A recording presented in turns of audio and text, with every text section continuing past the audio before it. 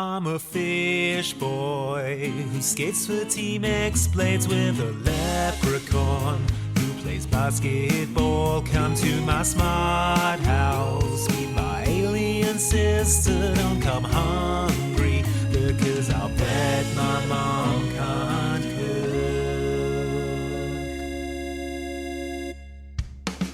Welcome, foolish mortals, to the Mom Can't Cook podcast. I am your host, your ghost host, Andy Farrant. Yeah, hi, I'm the other host, Luke Westaway. Andy, I think you have a real case here for defamation against Disney, because you did doing that. I could see how happy your face was doing the bit from the Haunted. It was really good doing the bit from the Haunted Mansion. And I just felt a pang of, I want to say, pity for you. I see. Because you love the Haunted Mansion, right? I do love the Haunted Mansion. It's your favourite ride. But you've gone around telling people, I love the Haunted Mansion, I think it's good. And then Disney made 2003's The Haunted Mansion, and now anyone who sees that film is going to think, oh, this is what Andy likes. Exactly. They're going to think a lot less of you. I respect you completely as a colleague and friend, and I found myself really thinking quite a lot less of you as I was watching this film. Just because, you know, as the events unfolded, I was just thinking, like, and this is what he likes. This is what Andy's into. This is what he's got a blanket of in his living room. Jesus, this is what he's drinking out of a mug of. I bought him a book about this. Am I enabling this? Yeah. This is awful. Yeah. So I have no time at all for this film. Would I go so far as to say I hate it? Yes, I hate this film. Wow. Okay. Yeah. Well, I think like being a mansionologist as I am. Sure. Yeah. I think I probably am easier on this film than you are, because there's a lot of nice mansion to look at in the background. Right. And I'll often find that will carry a scene. I won't be paying attention to Eddie Murphy's antics as he sort of capers and cavorts and falls through a window and lands on his bum or something. Yeah. I'm just I tune that all out and I just look at the beautiful set design. Okay. Because this is an expensive looking movie, right? In terms of the sets. Yes, it does look it. Yes. Yeah. And the soundtrack is effects. Beautiful, the orchestration, lovely. Yeah. Yeah. It's beautiful arrangements of the soundtrack from the ride. I'll agree with you there. Okay. Because I don't know. But you seem passionate, so right. Yeah. Fine. You know what? I should just my notes are entirely redundant on this one. I should just let you go off. No. I'm interested to hear what you have to say. Oh, okay. But well, let's have something from the trailer. Oh yeah. Okay. And then we can get into it. You are cordially invited to the historic Gracie Manor, where there's room for the whole family. Hello? Is anybody here? We're the Evers from Evers and Evers Real Estate. This house has a bit of history to it. And this history haunts these walls. I don't think it's a good idea to put that information on the listing. People love bathrooms. We should play up the whole toilet angle. I think that'd be best. From Walt Disney Pictures. What happened here, Mr. Gracie? Do you believe in ghosts? No clue from the past. She looks like Mom. That's interesting. No message from the future. I am Madame Leota, seer of all. Wow, that's great. What is that? Can prepare you for an adventure. Find the key that must be found. That was easy. From the beyond.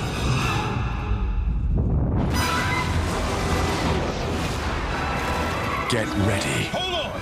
With what? For the ride of your afterlife. You'll kill us all! Some of us are already dead!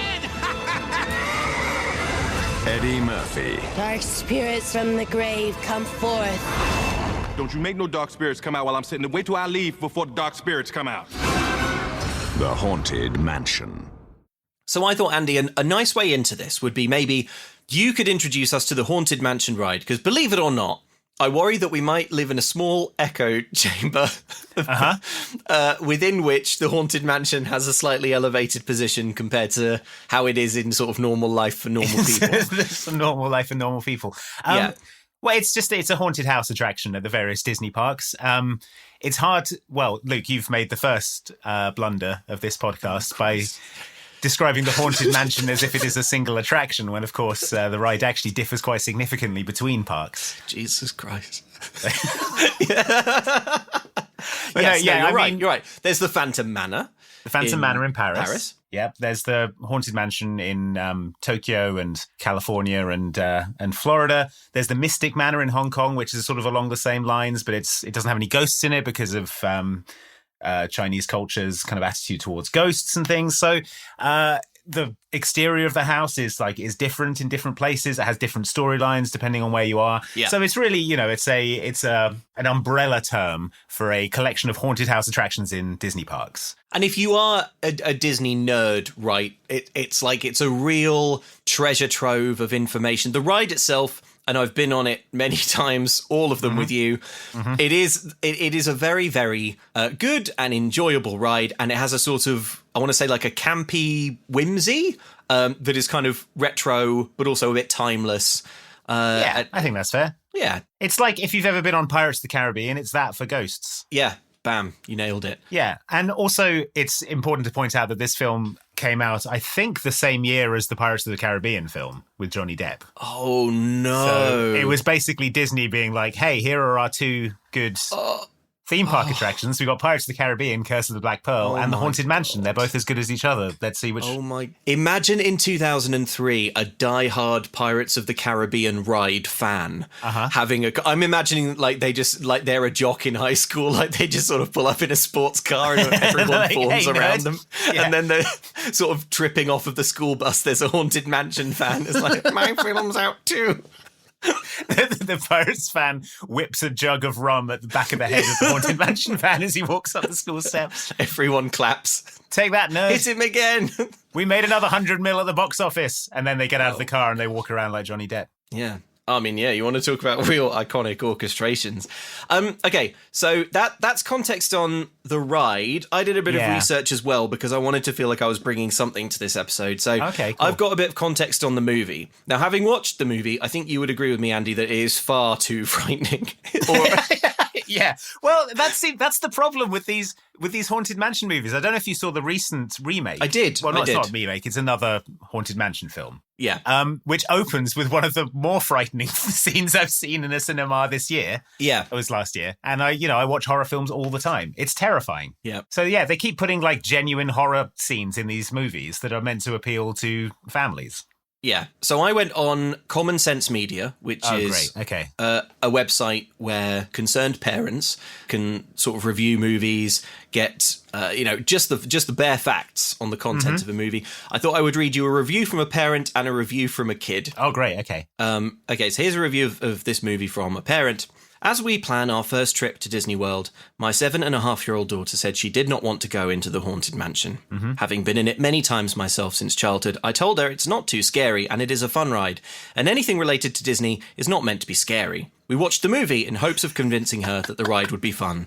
Well, after seeing that movie, nothing we can say now will ever get her on that ride. Well, yeah, she's probably thinking she's going to be dragged into a well by a zombie.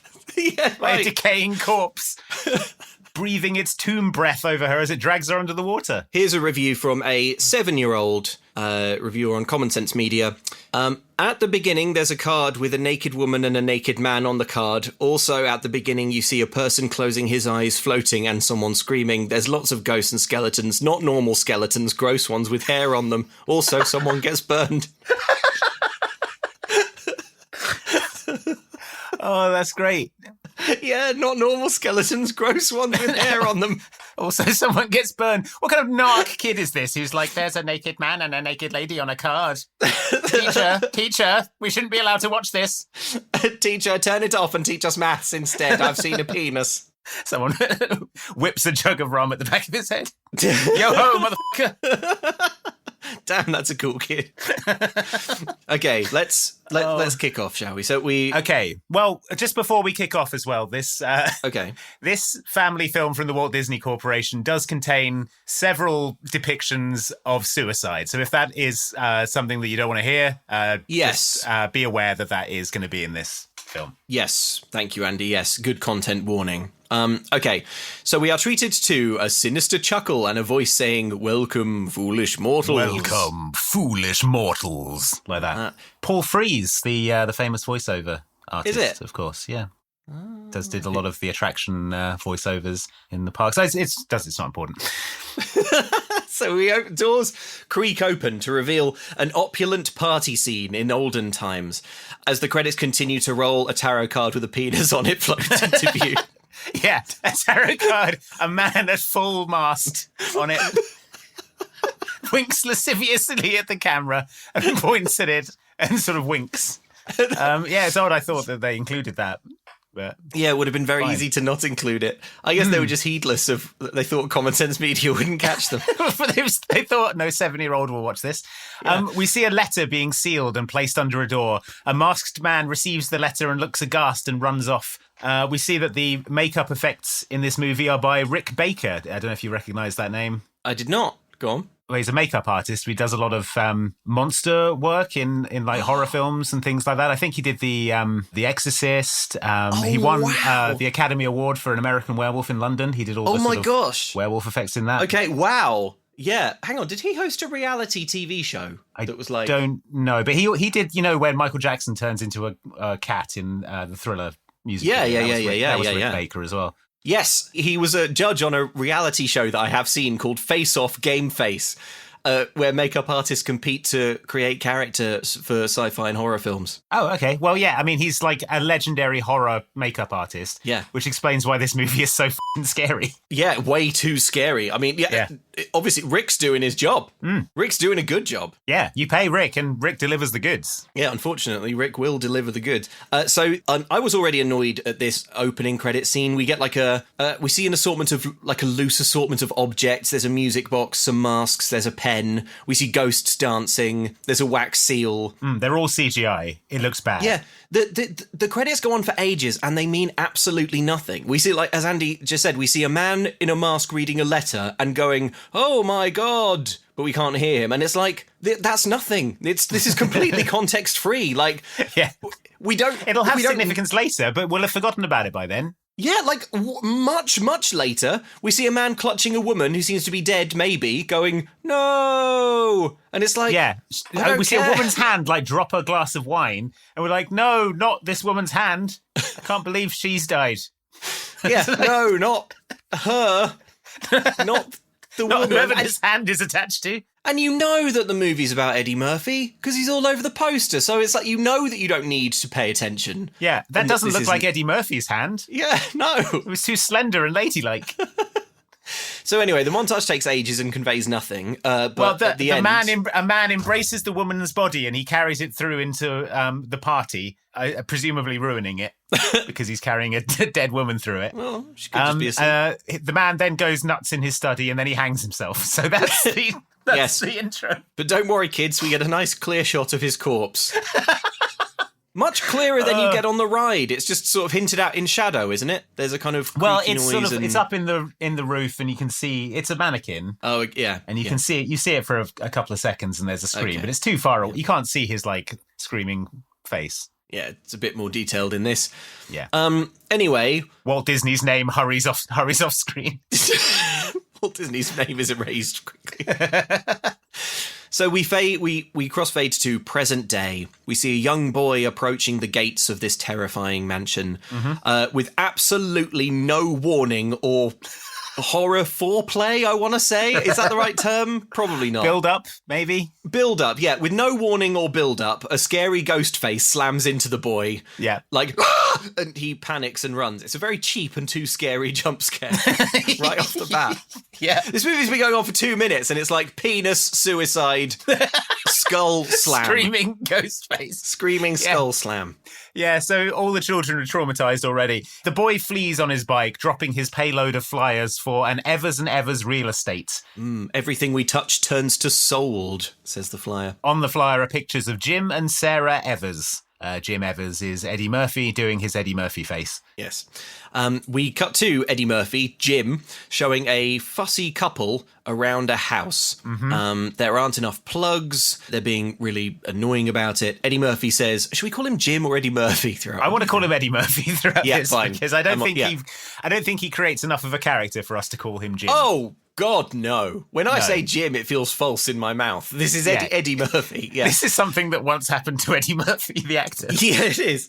So Mr. Murphy tells this couple that he's committed to finding the right house for them. Then he takes a call from his wife, Sarah, who is voiced by Marsha Thompson, who is the voice of Greta in Netflix's Castlevania, if you were a fan of that like I am.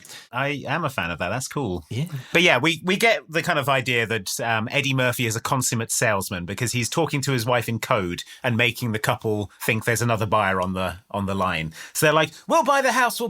And he's like, haha, another great sale for Jim Evers of Evers and Evers, a.k.a. Eddie Murphy, me, and makes the Eddie Murphy face. On the other end of the line, Sarah is saying, oh, I'm really looking forward to our date tonight. Remember, 7 p.m. Don't be late. So he's got a date with his wife. We cut to a tiki bar, oddly enough. For some reason, Jim, the realtor, is meeting a couple who he's selling a house for in a tiki bar. I don't know why. The male part of the couple is played by the guy from Seinfeld, who's the rubbish comedian, who's like, that's gold, Jerry, gold! Oh, I didn't clock that. That's great. Yeah. So he's in this. So anyway, the couple are like, oh, let's have drinks. We got to celebrate. And Eddie Murphy's like, no, that's so weird to drink and celebrate with your estate agent in a tiki bar. Am I being propositioned? Am I being entered into your throuple? Is that what's happening here? I mean, I think that it's clear that is what's happening here. They order something called a volcano. They order 3 of them. We know he's driving. Yeah. Like, is this fine? Whatever. The language of cinema is telling us that Eddie Murphy is a workaholic who is going to miss that dinner date. Yes. He reveals that it's his wedding anniversary. The couple start singing an annoying song about anniversaries, and then Eddie Murphy just shrieks at them to sign the paperwork, like an inch from their face. Yeah, he shouts, hey, sign this! Like, too loud. It's too loud and too scary. So they sign the paperwork. He goes to leave, and another couple is like, hey, are you a real estate agent? We'd love to buy a house, but we don't know how to do that. So we've been waiting in this tiki bar and hoping an estate agent walks past. Hoping a real estate agent would float on by. Yeah, and praise be it's happened. So what houses have you got? At last, we can finally leave this. We've been living in this tiki bar for the last 6 months. Subsisting off cocktail olives. You see, not many people arrange to meet their estate agents at tiki bars. Yeah, it's an odd thing. We thought it might never happen. And yet, here we are. Well, we really showed your mother wrong, didn't we, Susan? Okay. Oh, God. So later, Eddie Murphy arrives home, obviously late, and he's holding a teddy bear. He hands the bear to his wife. The bear is wearing a fancy diamond watch. And then he says it was the bear's fault that he was late because it had some sort of accident in the car. I think he's implying the bear shit itself. But I didn't really understand what was going on here. Makes me think he shit himself. He shit himself in the car. He's blaming it on the bear. Yeah, and he's like, oh, by the way, if you go out to the car and you smell or feel something, it was the bear. The bear made a real mess of the back seat. The bear has destroyed that car. To be fair, like everything in this film until they get to the mansion, I sort of wasn't really paying attention. So yeah, it just he's a workaholic. He's neglecting his wife and family. You know. Yeah. So his wife is cross, but Eddie Murphy's like, I'm on a roll here. He sold 7 houses this month, but he's also missed 3 soccer games, 2 birthday parties, and barbecues. Points out Sarah. Yeah. So he proposes. How about this? A weekend at the lake, just the family. Them and the kids, Megan and Michael. Mm-hmm. That sounds nice. That could make up for all of his absent fathering, surely. Then he goes upstairs to see his kids. His son Michael comes running out of his bedroom screaming blue murder that there is a spider on his window.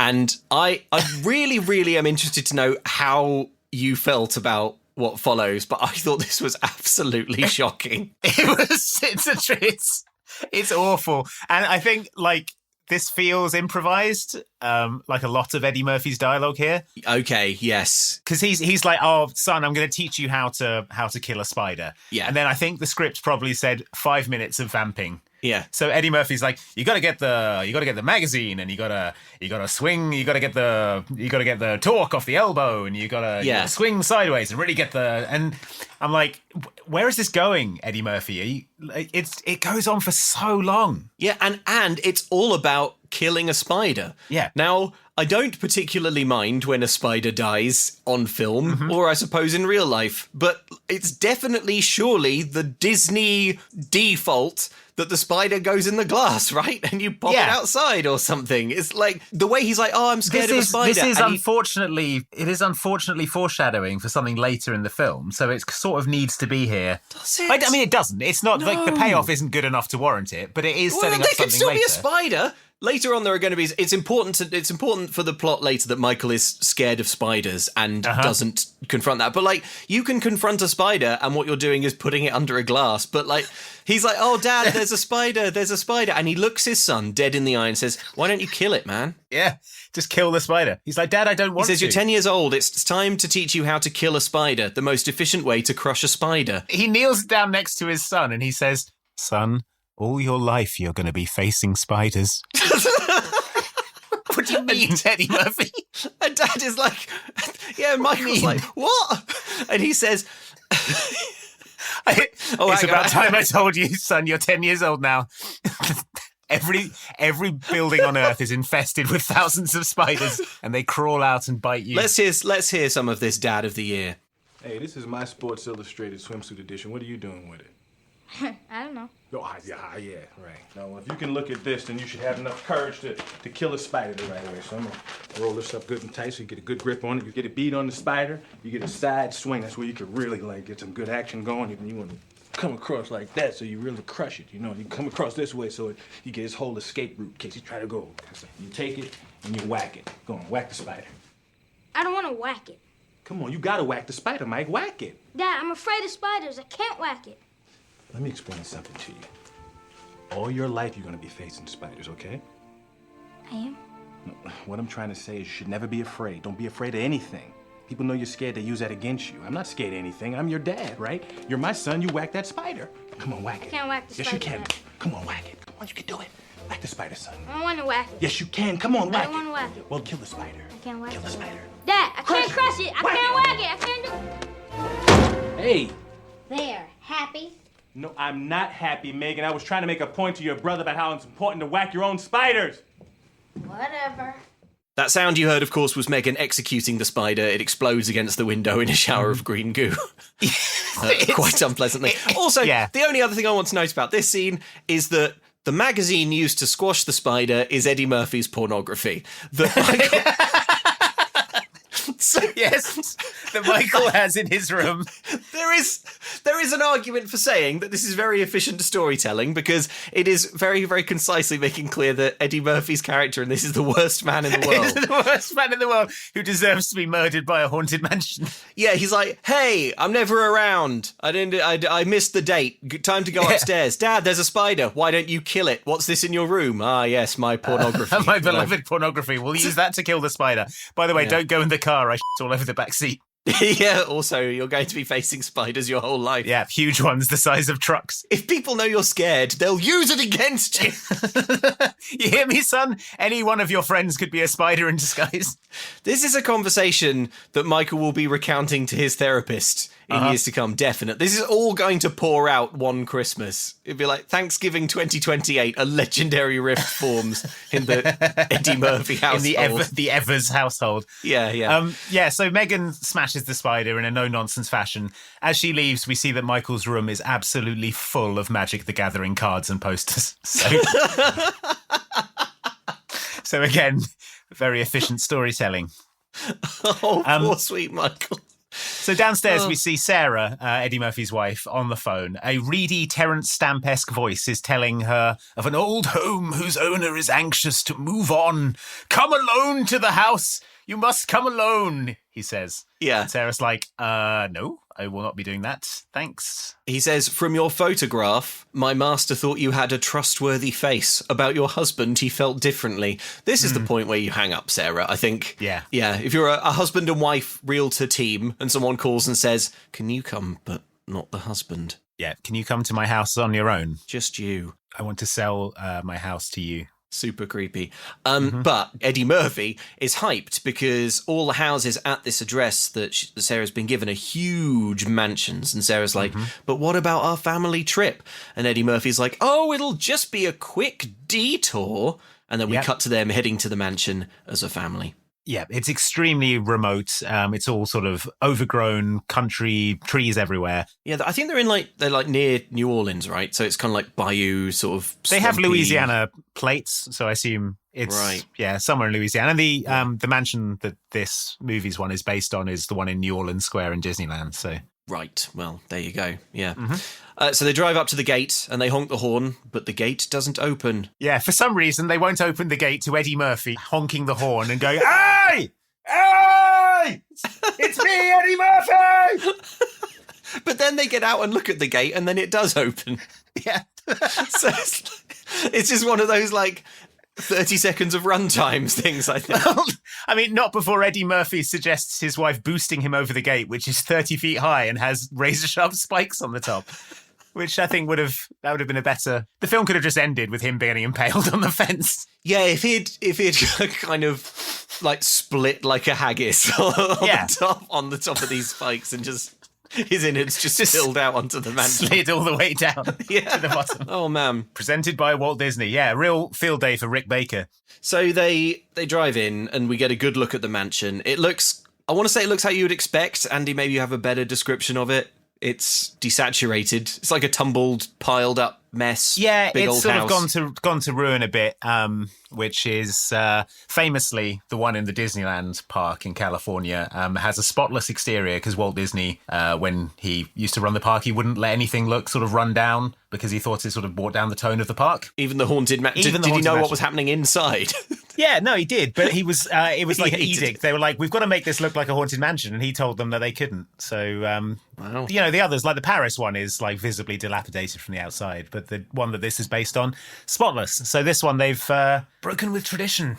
Bold. Fine. I'm fine with it. Well, it's not the only way in which they've broken from tradition. For example, the Haunted Mansion ride is good. Yeah.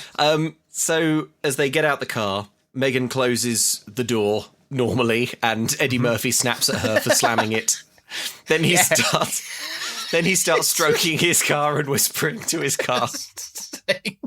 I'm sorry, baby. I'm sorry that my awful daughter slammed your door. Then the camera lingers on the BMW logo, and I'm astonished that BMW signed off. They must not have got a final cut. No. They must not have, it must have been like, oh, well, it'll be the car that Eddie Murphy drives. And they're like, oh, that sounds good. It's like, oh, we didn't mention it'll be sort of sexually we didn't stroking mention it. that he's a giant asshole and he will have a quasi-sexual relationship with it. BMW like, oh, okay. No, you didn't mention that. Interesting. We probably would have said no. Yeah. Oh, well. Could Jack Sparrow drive a BMW in Pirates of the Caribbean? Sadly, no. Well, how much are we talking? Maybe the Black Pearl could be a bit... The Black Pearl is a big BMW with a sail on top. So as they head up to the house, Eddie Murphy notices that this mansion has on its property a sprawling graveyard that stretches to the horizon. The kids are horrified, but Sarah says, well, some people have private cemeteries. It happens. No, they don't. I don't think it does. I don't think that's allowed. Imagine a private cemetery. Imagine if you were like, you wanted to put flowers on it or something, but you had to check when they were in. Yeah. It was like... Police are like, you've got an awful lot of bodies back there. It's a private cemetery. Private cemetery. Can't come in, the police. Sorry. Yeah. Suddenly a thunderstorm brews up and starts raining on them. They run to the front door. Eddie Murphy bangs on the door and then says, look at the size of these knockers. Which feels like a joke, but it isn't played like one. Heedless of how it will go down on commonsensemedia.com. And let me tell you, It did not escape their notice. Oh, really? Yeah. Because it's not, he doesn't like go, look at the size of these knockers and then make an awkward face or like a jokey face or like look at the camera or anything there's no that might awkward indicate. pause. It's not, look at the size of these knockers. Whoa. Whoa. No. Yeah. He just says it really flatly and matter-of-factly. Yeah. So is it a joke or not? Look at the size of these Look at the size of these knockers. He says.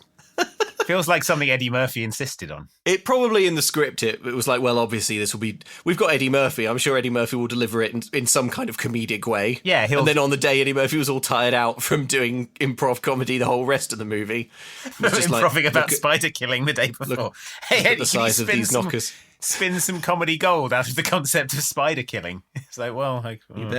You bet. Yes. Here's a tight 5 minutes about killing spiders. Sure.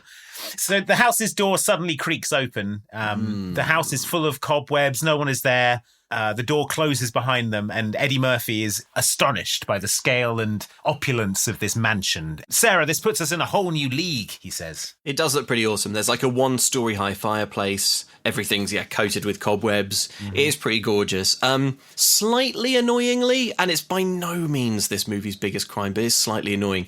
Whenever anyone talks in the mansion, which is literally everything. the whole movie, yeah. Everything from this point, there's a kind of like slightly wonky reverb is applied to everyone's voices to make it sound like they're in a big haunted mansion, but it's like it doesn't quite sound right. Yeah. It sounds like sort of robotic. Anyway, it's bad. You'll hear it in the clips that it is annoying. Yeah. Suddenly, there's a big organ. Eddie Murphy says, look at the size of that organ. Eddie Murphy says, suddenly there's a big organ and looks at the camera.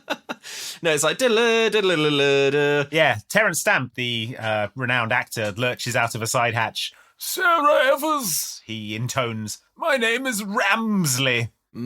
He's an aged, pale, ghostly butler. Yeah, he's a wrinkled retainer. Eddie Murphy goes to shake his hand, but Ramsley won't shake it. He says that he was only expecting the woman. He seems very upset that everyone else has arrived too. Yeah. They're told that Master Gracie, who owns the mansion, wishes to discuss his affairs over dinner. Yeah. Sarah says, we can't stay for dinner. We're going on a family adventure. But she is shouted down by her good husband, Eddie Murphy. Yeah, Eddie Murphy's like, no. We'll just, of course we'll do this. Of course we will. Yeah. So they enter this vast dining room. It's firelit. There's candelabras everywhere. Suddenly there's a crash of thunder. And who should appear but the master of the house, Edward Gracie. Mm-hmm. He is played by Nathaniel Parker from the Inspector Lindley Mysteries. Okay. I was like, this guy looks like he's probably in something. Yeah. But, Inspector Lindley Mysteries. He's a sort of like a British dandy. Is the vibe yeah, definitely. that he's giving off. He's the grandson of the man who built this place, he says. Eddie Murphy holds out his hand. Gracie refuses to shake it. No one will shake Eddie Murphy's hand. Probably for the best. Yeah. You have beautiful children, says Gracie to Sarah, eyeing her extremely intensely and sexually. Yeah. As they take their places for dinner. I kicked in some chromosomes too, says Eddie Murphy, which is a mental image that I certainly didn't want. I kicked in some chromosomes. Ew. God. Eddie, please. No, that's no good. So as they take their places for dinner, Ramsley explains that they are eager to sell on account of disturbances. Disturbances. Yes. But Gracie, the master of the house, he only wants to know what Sarah thinks of it. He can't take his eyes off her. She's gushing over its exquisite mouldings. Yeah. Great care and love went into the building of this mansion, he says sexually, seducing her with his vampiric gaze. Yeah, the two of them just start eye-f***ing each other. Yeah. Eddie Murphy sees this and just sort of like goggles at what's happening, but doesn't say or do anything. Well, no, I mean, they potentially could be sell this house. So yeah. If all it takes to sell this house is this man to have full sex with his wife, then fair enough. Gracie explains that the house has become too much to bear. Tell me, Mr. Evers, he says, do you believe in ghosts? And then Eddie Murphy says, yeah, but don't put it on the listing. Talk about toilets. Say how many toilets this house has. It's got loads of toilets. Toilet. Like, cool. Good character. Is that 5 minutes? Toilet. Big knockers. Anyway, man, Oh man, it would have been good if this film had a script. Look at this tarot card. It's got a Johnson on it. We've got Eddie Murphy's asking for $20 million, but we'll save money on a writer because he will just improv the whole thing and it'll be great. Yeah, and it'll be better. It'll be better than if we had a writer do it. Than if we wrote it. So then God. Ramsley drops the bombshell. The storm has swollen the river. How's that? The storm has flooded the road. I'm afraid there will be no leaving the mansion tonight. What? Of course, you are all more than welcome to spend the night here. Oh no, I really don't think we should. We've got plans. I'm afraid there's no other way. Ramsley will show you to your rooms. I'm glad that we had a clip there because Terence Stamp's delivery on "The storm has swollen the river" is absolutely insane. Yeah. The storm has swollen the river. It's like get to the end of the line, Stamp, or you're not getting paid. The storm has swollen. So they're trapped in the haunted mansion. Oh no. The family all heads upstairs to their bedrooms. The kids are dropped off in one room with no pajamas or anything. It's just like, open the door. There you go. See ya. The parents don't even look in it. There's just a room full of mincing spikes. Well, in you go, children. I've written this down as well, and I mean, I am not a parent, but I can't imagine that I would ever go to a strange house, be told I have to stay the night, and then they said, your children are in this room, close the door, you're in another room in a different part of the house, there's no way of you keeping in contact with them or seeing what they're up to. I think a cursory glance inside the room is what I would recommend as the minimum. The bare minimum. Yeah. Maybe see if there are, for example, beds. Yeah, maybe see if there are, for example, violent men in there. Or, 999 happy haunts. It's a gorilla enclosure. It's just... This room, why it's Master Gracie's pornography room. But it will serve well enough as a bedroom for the children. Pile up the pornography, children. Make a nest. You'll find it's quite comfortable.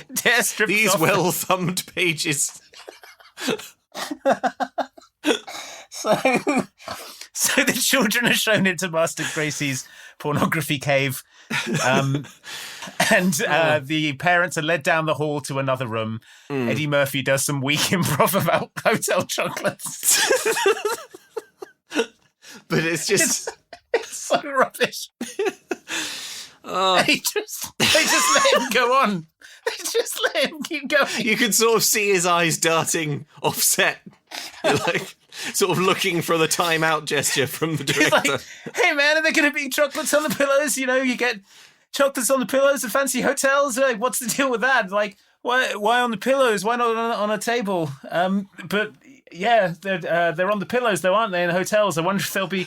His eyes are darting to Terence Stamp. Looks over at director. Director is on phone. Playing Candy Crush. Trying to get transferred to the Pirates of the Caribbean movie. It's a rocket ride to the moon, baby. Move the hemorrhaging staff. Like, they're all like, oh, I left something in my car. I'm just going to go and get it. And then they drive over to the Pirates set. Yeah. Like, damn, we lost another one. Right, everyone hand in your car keys. We're locking you all in the mansion until we've made this film. Sure, I've just got to popping out for some smokes, and then I'll give you those keys right back. Well, all right. Wait a minute. God, can you imagine? It's like, okay, half of you are going to St. Kitts in the Caribbean. Oh my God. 6 months on a sandy beach, making one of the most profitable movies of all time. Yeah. The rest of you are going to be on a green screen soundstage somewhere in Florida. And Eddie Murphy watching Eddie Murphy talk about chocolate. Oh God. So he does his weak improv about chocolates. Yeah. Ramsley isn't having any of it. Sarah kicks into an epic bollocking about the situation in which they find themselves. Obviously she blames him because of the way it's his fault. The only thing you seem to care about anymore is work, she says. And he says that she seems to like the expensive gifts that he keeps bringing home, like shitting bears and such. And she takes off the watch that he bought her and throws it to the bed and storms into the bathroom. Yeah. So they've had a big row. So he's like talking to the door, getting no answer. He turns around and Ramsley is back, stood like an inch from his face. Jump scare Ramsley. You know, Terrence Stamp jump scare. Yeah. Ramsley wants to talk to him in the library. Mm-hmm. I imagine to negotiate the indecent proposal that this is surely leading to. Yeah, big stack of cash on the library table. So in the library, which is an amazing set, by the way. It's a really good, really cool library. I don't. Do you ever see it again? Yeah, Eddie Murphy ramps a car through the window later. Oh God, yes, he does. Yeah, Eddie Murphy destroys it. So in the library, Jim asks Ramsley what Master Gracie is into, which is a dangerous question to ask of a wealthy maniac, in my opinion. He asks about... He's into a great many things. Specifically your wife, sir. but Jim, I've just shown you the pornography cave. I think you know full well what Master Gracie is into. He asks about that ghost question from dinner and reiterates that he does not personally believe in ghosts. Ramsley explains that the Master Gracie is not well. He must leave this house. He must move on. It is of the gravest importance, he says. Yes. So we get a brief scene of the kids in their room. They have no phone reception. Back in the library, Eddie Murphy is stealing cigars. It's time for some Eddie Murphy improv because it's been about 45 seconds. He sits at a big desk and starts role-playing that this is his house. Yeah. And you can just see the director going, Eddie will have a field day with this. It's going to be a mile a minute classic Eddie Murphy roar from the 80s. And what Eddie Murphy comes up with is stealing a cigar, stealing a box of matches, swirling whiskey around in his glass, and then just sort of doing nothing for about 15 seconds. So, good work. Then he goes on Great Candy stuff, Eddie. Crush. He starts f***ing around with stuff on the desk and he knocks his whiskey over. In clearing it up, he hits a statue. A little bust. Which opens a secret hidden door in a bookcase. Yeah, a little bust like the Batman Batcave kind of thing. So he tilts the bust again and the opening slides closed again. Fine. But then what happens? He then opens and closes the door. I counted 9 more times. It's absolutely wild. It's like Sideshow Bob on the rakes. It's all runtime. It's just watching Eddie Murphy sort of open and close this door over and over again. He's sort of just wobbling the bust back and forth, and the door's just like... It's not played for laughs. It's not like, whoa, some sort of wacky door or anything like that. He's not doing double takes or anything. He's just slowly, methodically opening and closing it 9 times. With a stony face, he opens and closes the door 9 times. And then on the 9th time, he decides that that's enough times, and he goes into the door to investigate it. It slides shut behind him. Maybe they should ask the principal cast to do every action 9 times. That would be, we'd have 90 minutes in no time. Eddie Murphy drives up to the house, reverses back up the drive, drives up again, reverses back up the drive. Sarah, when you fling that diamond watch onto the bed, could you then pick it up and then throw it on the bed again? Throw it on the bed 9 more times. You're going to hit that spider 9 times with this magazine. There's nothing left of the spider.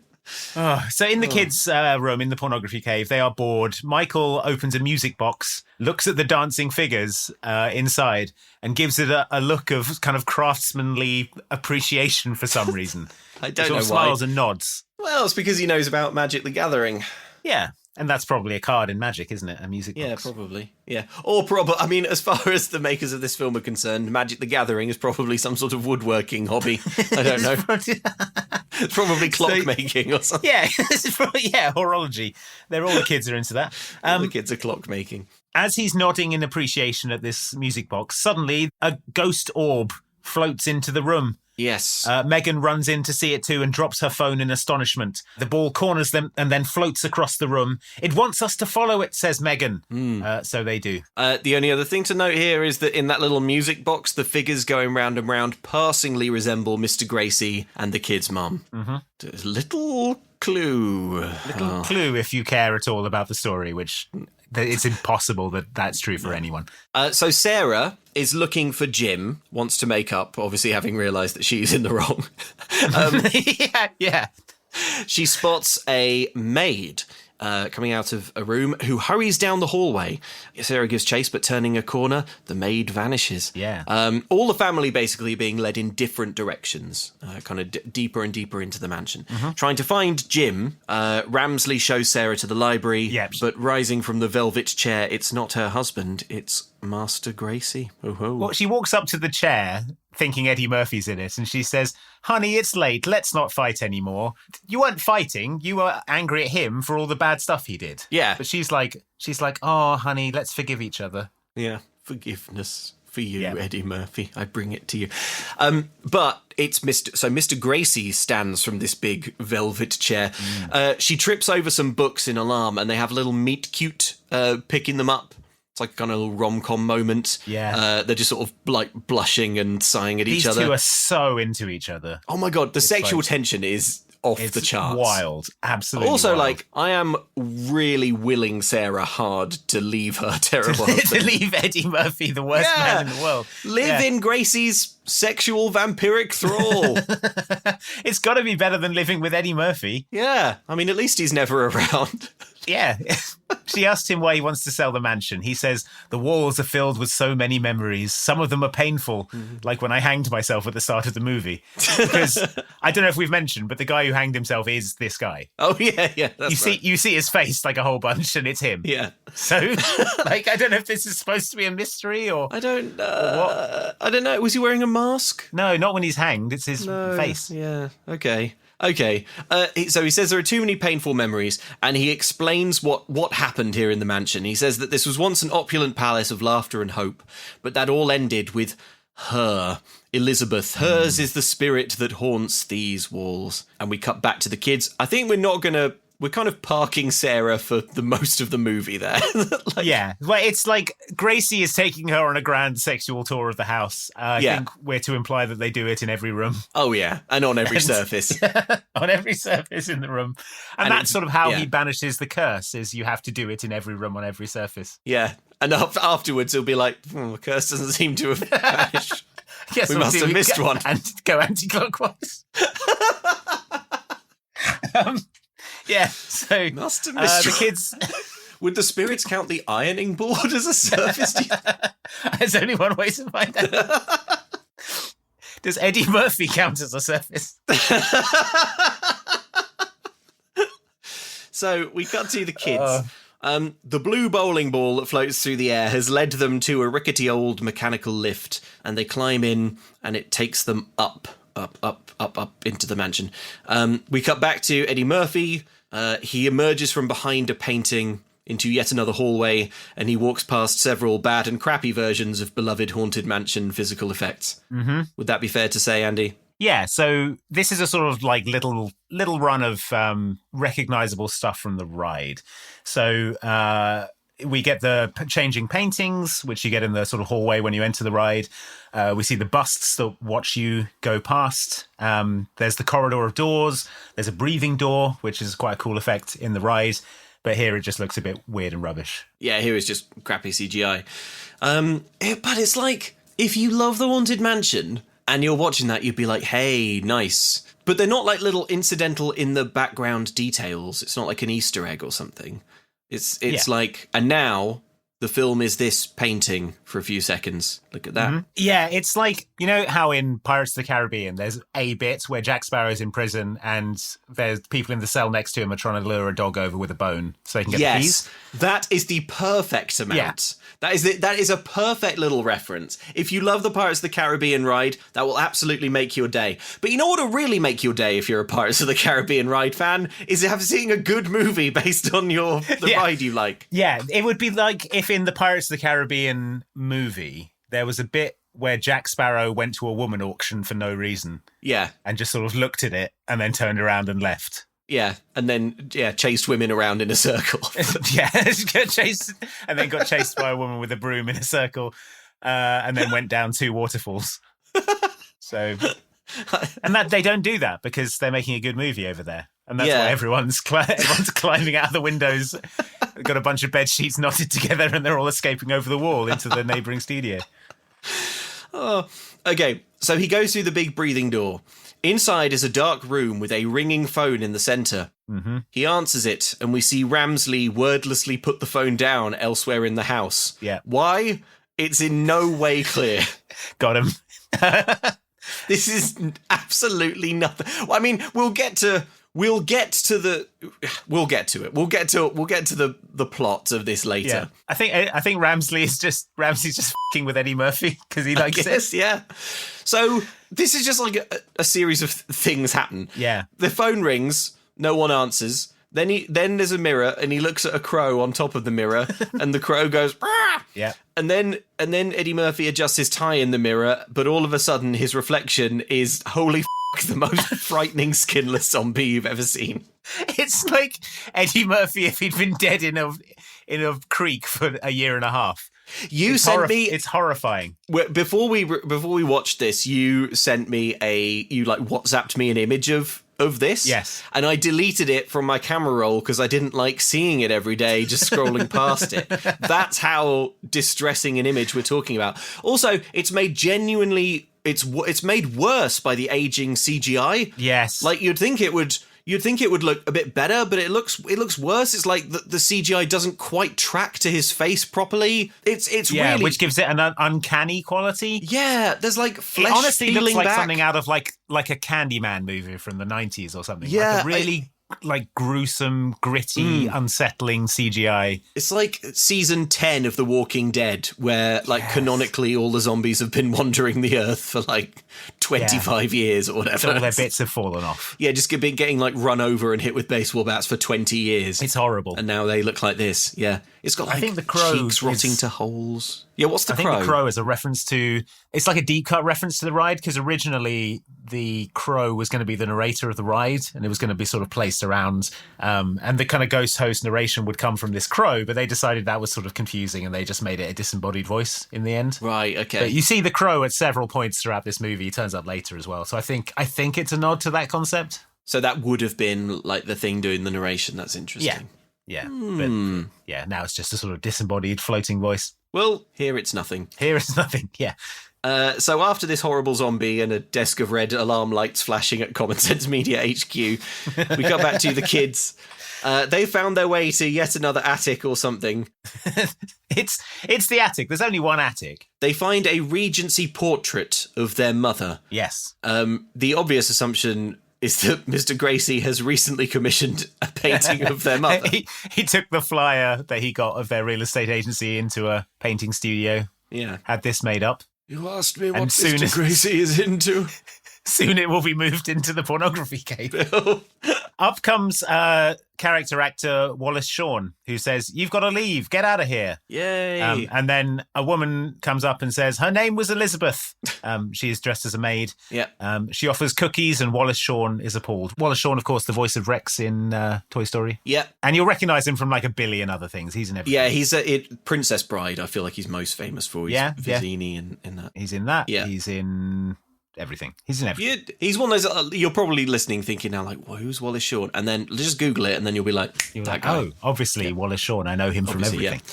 So it is clear from their pallor that these two are ghosts. Luckily, it's good that it's clear from their pallor because nothing they do seems to adhere to any rules of ghostliness. They just they just pick stuff up and interact with mortals completely normally with no limitations at all. They apparently bake cookies. Yeah, bake cookies that children can eat. They're edible by ghosts and humans. Yeah. So suddenly they hear a noise and they motion for the kids to hide. Yeah. Ramsley enters and looks around suspiciously. He says, "Have you seen the children?" Ezra and Emma feign ignorance, and the kids stealth around the side of the room out of sight. Yeah. Ramsley goes on a rant about how Eddie Murphy is really f***ing annoying. Which, fair enough. I'm on Ramsley's side. Ramsley, he strokes his rich kingly leathers. This was just between scenes, and they just kept rolling. Yeah, it was just Terrence Stamp on the phone to his agent. Honestly, Eddie Murphy is just the worst. Yeah, this guy. He's so annoying. He keeps improving. Yeah. So he rages about Eddie Murphy being there. Did I not ask her to come alone? He says, if you find the children, bring them to me. The final arrangements have been made. Nothing further will interfere with the master's plan. And as lightning strikes more or less constantly, the camera lingers on a dusty old wedding dress that is on a mannequin up here. Back to Eddie Murphy. Yeah. He's stumbling now into an eerily lit corridor. Yeah, he's just sort of pinballing around the house, staggering through doors and knocking over vases and falling over banisters and landing in other rooms. And There's no... I mean, we can talk about this shortly, but there's no coherent... they've got no quest. I found it really frustrating how long this movie takes to get going. They are literally it's not just a long movie either. It's a pretty short movie. It clocks in at about an hour and 20 minutes if you take out all the credits. And they are just, at the moment, Eddie Murphy, you're right, he's just pinballing from room to room, and each room is a little sort of comedy horror, ooh, look at that, ooh, look at the thing. But is it he's not trying to do anything? No, he's not. I don't think he's even trying to find his way back to his bedroom or anything like that. Is he? No.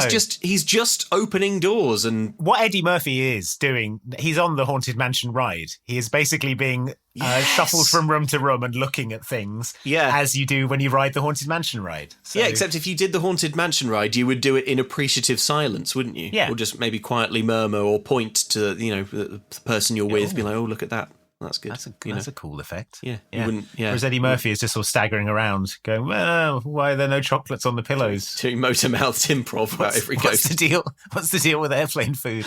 It's not as good as regular food, is it? But anyway, buckle up, Haunted Mansion fans, because inside this eerily lit corridor is popular character Madame Leota, who is a woman's face inside a green ball. Yeah, she's a disembodied fortune teller head in a crystal ball.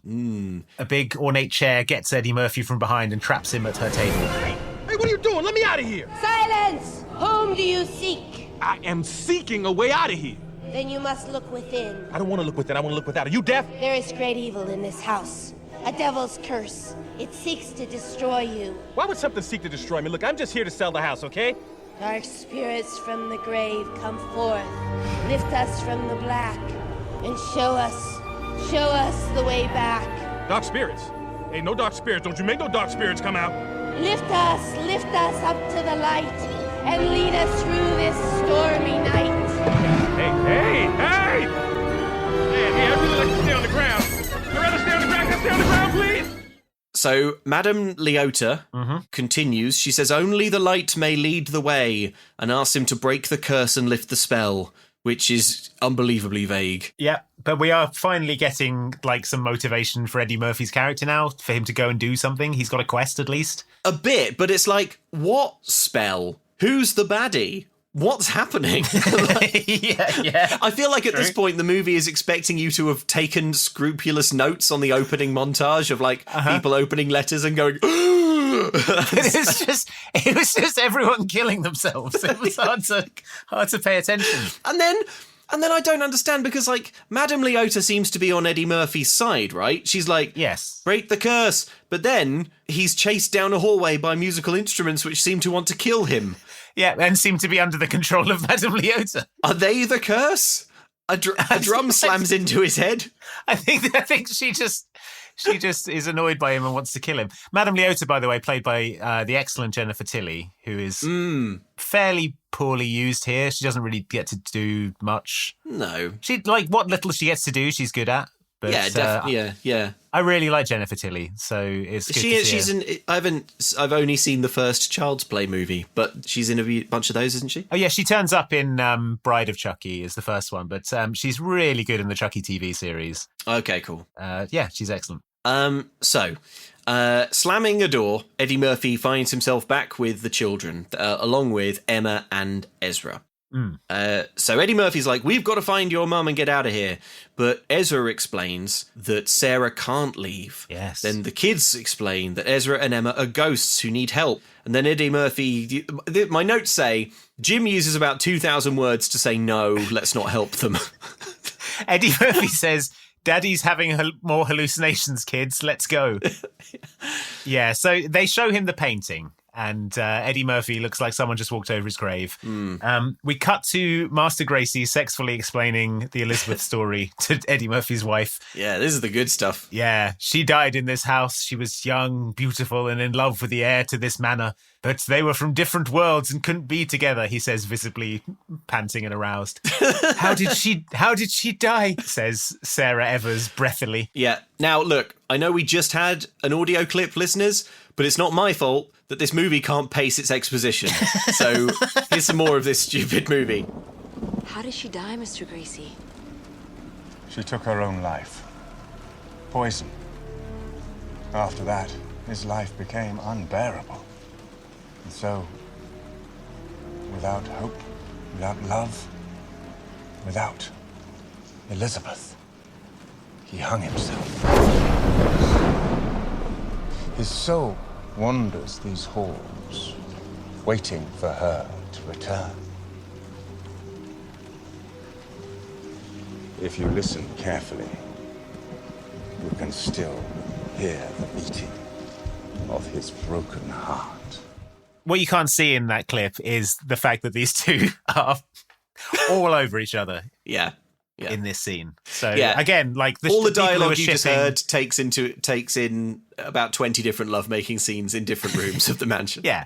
It cuts Yeah, exactly. seamlessly between them. Yeah. So everyone who's shipping Master Gracie and Sarah Evers, this is all good stuff. Yeah. So we cut to every other character Yes. is with Madame Leota. Except for Ramsley. Yeah. And they summarize events thus. Are you telling me this guy is dead and the only reason we were brought here is because he wants to try and get jiggy with my wife? Mm-hmm. Eddie Murphy is livid. Yeah.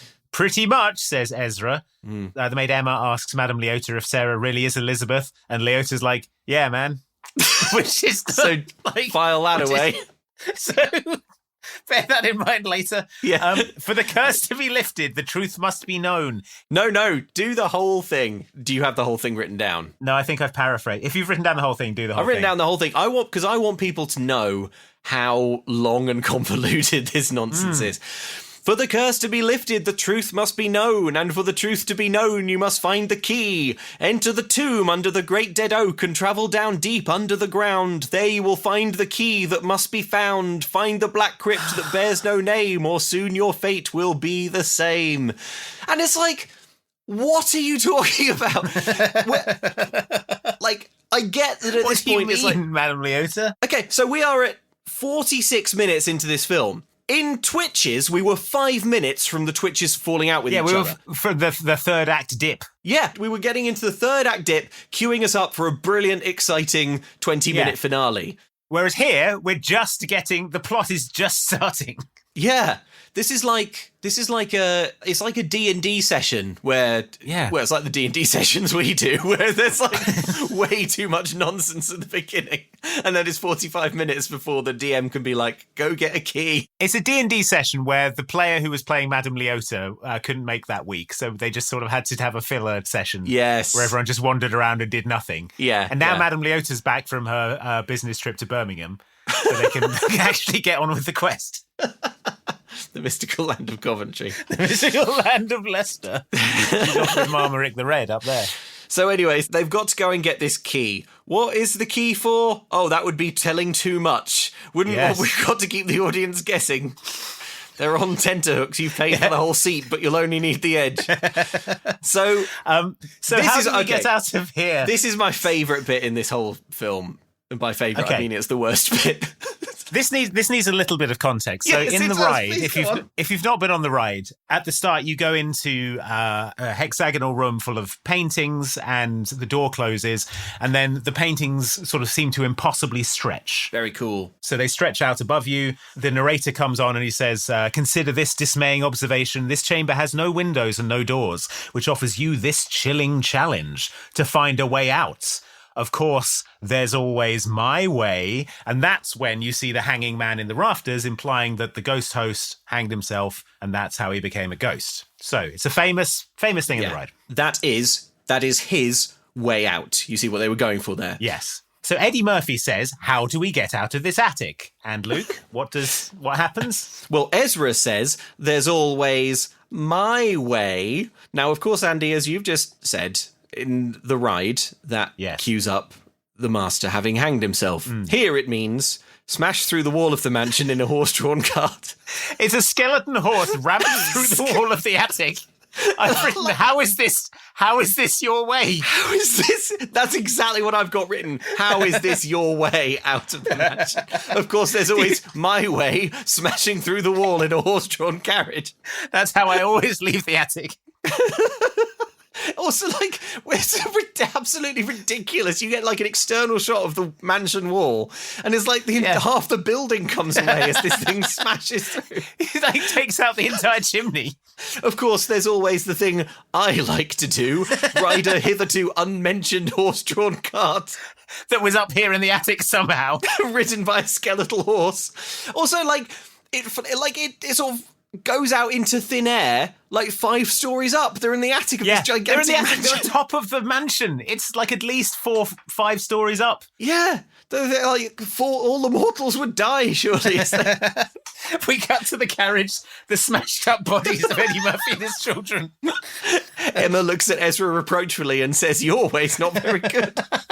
I hate when we do things your way. It's just wild that they... Of course, they there's always my way. And you know me, I'm never seen without my horse-drawn carriage smashing through a wall. The horse-drawn carriage I keep up here in the attic. Yeah. Whenever I want to leave the attic, I don't take the stairs. I just ramp it out of the house. If this character was Bart Simpson and they said, of course, there's always my way, and then they burst through the wall on a skateboard, you'd be like, right, cool, fair enough, Bart Simpson skateboard. That truly is Bart Simpson's way of getting around. But we don't know, Ezra. I didn't even realise until this point that Ezra's whole deal was like drives the stagecoach. Yeah. Because we only ever see him indoors with no horse. Well, he was serving food earlier. He's some kind of butler. I don't know. Some kind of footman. Oh, anyway, it's just... So that was Ezra's way. They ride in the horse-drawn carriage. There's some sort of ghost jokes of Ezra and Emma getting their heads knocked off by a branch. There's some whimsical cyclist ghosts who ride out over the graveyard. And then we get some more of the kind of stuff from the ride. So there's a big graveyard scene in the ride where you see a bunch of ghosts sort of having a party in the graveyard. We get a few of those scenes. People on a seesaw, dueling, drinking tea, doing William Tell apple shooting off their heads, that kind of stuff.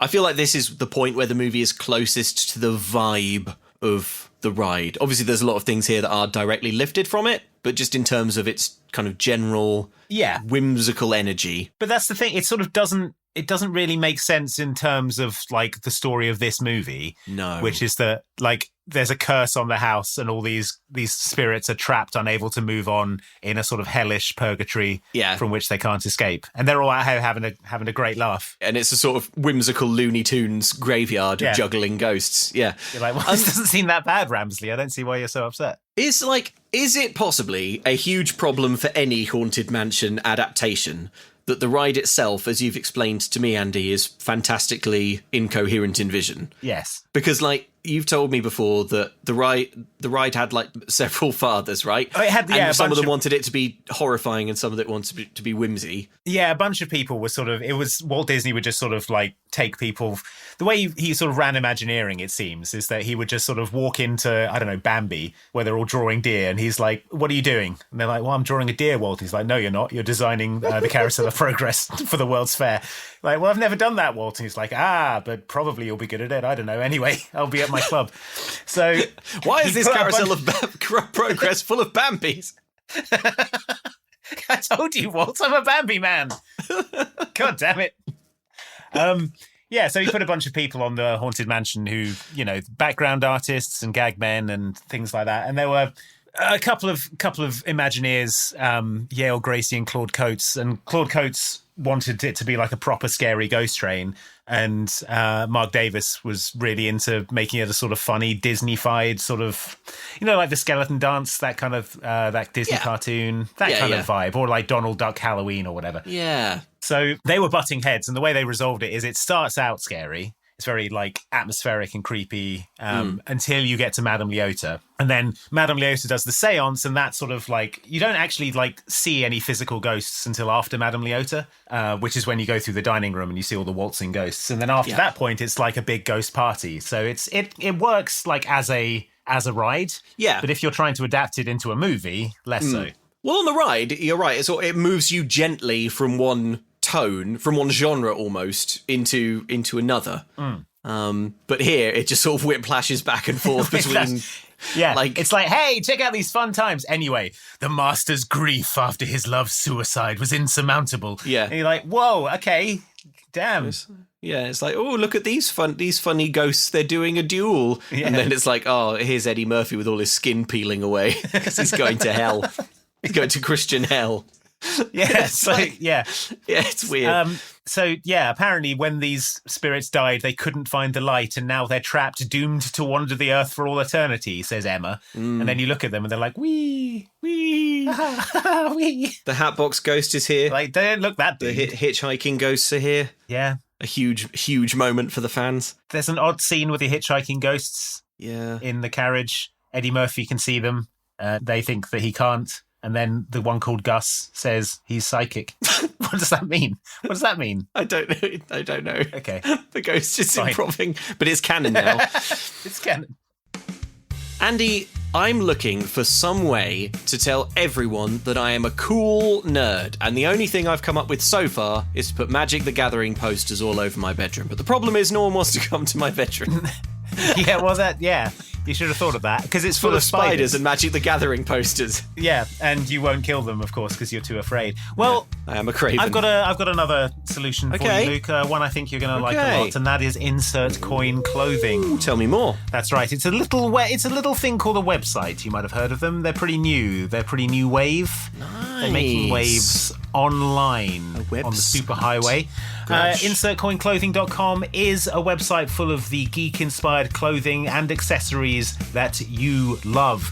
Maybe you're a fan of Life is Strange, Luke. I know that you enjoy those games. I love how Life about is this? Strange. Max Caulfield's literal duffel coat. Hell yes. You could be wearing that right now around the place. You could be wearing her slouch beanie. You could be cosplaying as Max Caulfield right now, and you're not. And your life is poorer for it. It is. There's some amazing stuff on there. If you love video games, it's a great time just to browse, so do check it out. Andy, they recently added the beanie hat that Phoenix Wright wears when he becomes a sad pianist. When he gets disbarred. When he gets disbarred, yeah. So you can be disbarred. Yeah.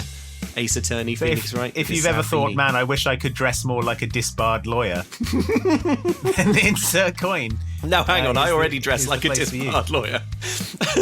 Well, you could do it even more.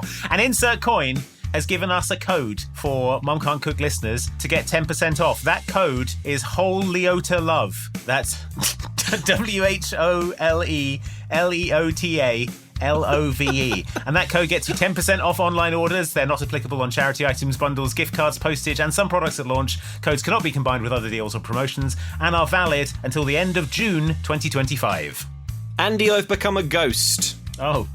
So what do you think of that? Well, how will you eat?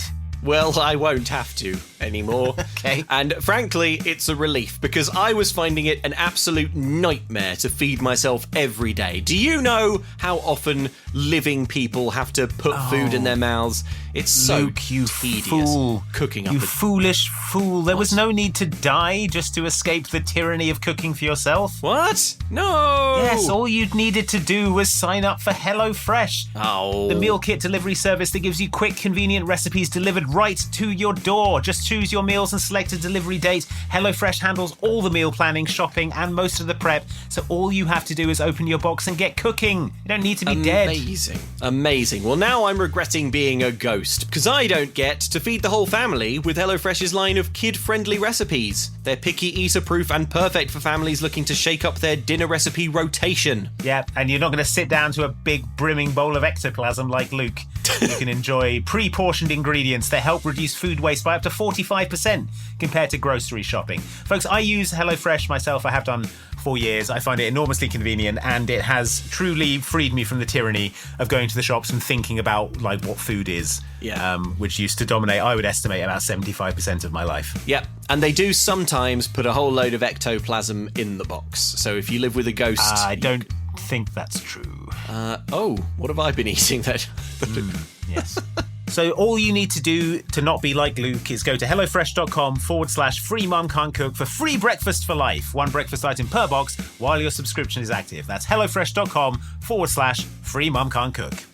Luke, I've been trying to get on the internet I live in a haunted mansion. Yes. And Yes, your dream. It's been tricky though. Getting Wi-Fi up to the attic, of course, yeah. Well, getting Wi-Fi up to the attic, and also every time I log in, there's a sort of spooky butler called Ramsley who looks at my emails and stuff. You don't want Ramsley peeping at your emails, no. No, I think he may have sinister motives. But he's always looking at my internet traffic and stuff. If only there was some way of stopping him. Well, as far as I know, there is.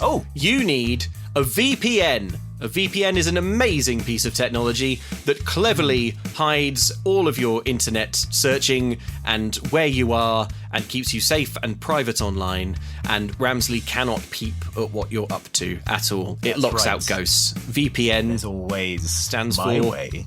There's always my way, to go to nord.com. To go to nordvpn.com /mum can't cook. And use code mum can't cook for 4 extra months on the 2-year plan to protect your internet connection and privacy online. So when I say there's always my way, that's what I'm referring to. That's what we're referring to. I think that NordVPN is a really good service. I use it personally and have done for a very long time, long before they were sponsoring our podcast. And I find it's incredibly quick and intuitive. There's also a mobile app that is equally quick and easy to use. It's just become one of my regular daily apps, and I think it's fantastic. So what's that code one more time, Andy? Go to nordvpn.com /mum can't cook and use code mum can't cook for 4 extra months on the 2-year plan and to protect your internet connection and privacy online. Nice try, Ramsley. Ramsley, get out of my emails. So, Luke, are you all packed for our big trip to Halloween Town next week for the live show? Yeah, I'm excited. I'm excited to get back to Halloween Town, see some of those monsters of varying levels of attention to detail, but there's just one thing that's nagging at me, and that's roaming charges that we're going to get on the headphones. Right, I thought you were going to say evil spells that freeze you, but no, roaming charges are a problem. I mean, we've got the headphones, the Shrunken Head walkie-talkie communicators that we all love from Halloween Town 2 Calabar's Revenge. Yeah. But who knows what kind of wild data prices we'll be paying for these things. Extortionate, probably. I mean, do they even have data? Yeah, Calabar will probably be charging loads of money for local roaming. How do I get Facebook on this thing? There'll be evil spells that freeze our video playback, you know? Well, actually, Luke, I've been thinking about this. Okay. And I think our best choice for getting our data when we're in Kill Halloween Calabar. Town... Well, kill Calabar, but the other option is using an eSIM, specifically an eSIM from Saley. It's really easy. All you need to do is download the Saley app. Saley's eSIM plans are compatible with iOS or Android and work with all smartphones supporting eSIM technology. And then there's multiple plans available in over 160 countries and 8 regions, which probably includes Halloween Town. So we're sorted. That sounds amazing. Local roaming is really annoying and it's expensive, and often it doesn't work. And you will know this if you have tried to use it, probably. Well, with Saley, things are very, very different. We're talking affordable prices, unlimited data plans, we're talking saving time and avoiding scams. It's just a much better way to travel. Andy, you've used an eSIM before, haven't you? I used an eSIM recently when I went to Japan and Vietnam, and I was worried about the prices I'd rack up using my data. I got an eSIM, I used it the whole time, I paid a fixed price for my data, I was able to use my phone just as I do at home. It was so easy, so simple, and it saved me a ton of money. So what you folks need to do, if you want to do the same, is go to saley.com /mum can't cook, or just use the code mum can't cook at checkout when you're purchasing an eSIM plan for an exclusive 15% discount on Saley's data plans. Do it now. We'll be doing it from Halloween Town. So we cut briefly back to the house where Gracie is showing Sarah the wedding dress. Their sort of sexual tour of the mansion continues. It serves as a dark reminder of what could have been, he says. Sarah says, I can't imagine how awful it must have been. And then Gracie says, if you truly love someone, they never leave you. They remain in your heart forever, he says, an inch from her mouth. Oh, dear. So we cut back to the graveyard. Ezra and Emma have gone, but I don't know why. Or where. Or where. They find the singing busts from the ride, The Haunted Mansion. I really like this bit. I thought it was really fun. Oh, I really disliked it. Didn't you? Okay. I really disliked it. I mean, obviously, on The Haunted Mansion, I like the bit where there's a barbershop quartet of singing busts. It's fun. I just like that they're incredibly unhelpful. Okay. Because Eddie Murphy asks these busts for help. He's like, hey, man, I'm trying to find the key. And the busts take, like, the last word of every sentence he says and do, like, an old standard barbershop song about it. Key, and it's done by the Dapper key, Dans, key, who are key, the barbershop quartet from Disneyland. So the harmonies are great. Yeah. Yeah. So he's like, hey, I'm trying to find a key. And they're like, where's the key? Where's the key? Where's the beautiful key? Find the key. Find the key. Oh, how happy you'll be. You know, like By the Beautiful Sea or whatever that song's called. I would like that as well if they then delivered a clue or in some way nudged the narrative along. I like it that they deliberately waste Eddie Murphy's time. Well, what? But they don't seem to. They're not like mischievous. They're not kind of like, we'll send you up the garden path, like lead you on the wrong trail. All they care about is barbershop. Yeah, that's great. So they sing for ages, and then eventually Megan wanders off and says, "Dad, here it is." And that's like, great. She's like off camera. She's like, "Dad, there it is." And then Dad is here. Like, Dad, there it is. Dad, there it is. And thus ends the contribution of the singing busts. Well, I liked it. The film generously gives Haunted Mansion fans a few moments to wipe themselves down. Hey. All right, my notes now say, now for the f***ing scariest. Yeah, because I remember this. This is. Oh, do I remember this? You never forget this next scene. So they approach the tomb. Here lies the passage to the dead, reads a Latin inscription that Megan can read because she studied Latin for 3 years, she says. Sure. Torches burst into life around You might be thinking that Megan doesn't have a character arc in this movie. Well, she does actually. She studied Latin. Yeah, so think on. Yeah. Think on, clowns. We're also told that Eddie Murphy said that it was dumb that she studied Latin. Oh, yeah, that's true. So just another little character moment for Eddie Murphy there. Man. So 10-year-old boy Michael doesn't want to go into a tomb in this cemetery full of real ghosts. So obviously his dad, Eddie Murphy, gives him a bollocking about being a snivelling coward. Yeah. And then tells his big sister to stay outside with him while he goes and takes care of everything. Yeah. He says, Michael, you're 10 years old. It's time to start getting murdered by ghosts. But no, he says he's going to leave the kids outside. He opens the door. He takes one of the self-lighting torches from its sconce outside the door and he descends into the tomb. It looks like an Elden Ring dungeon. Yeah.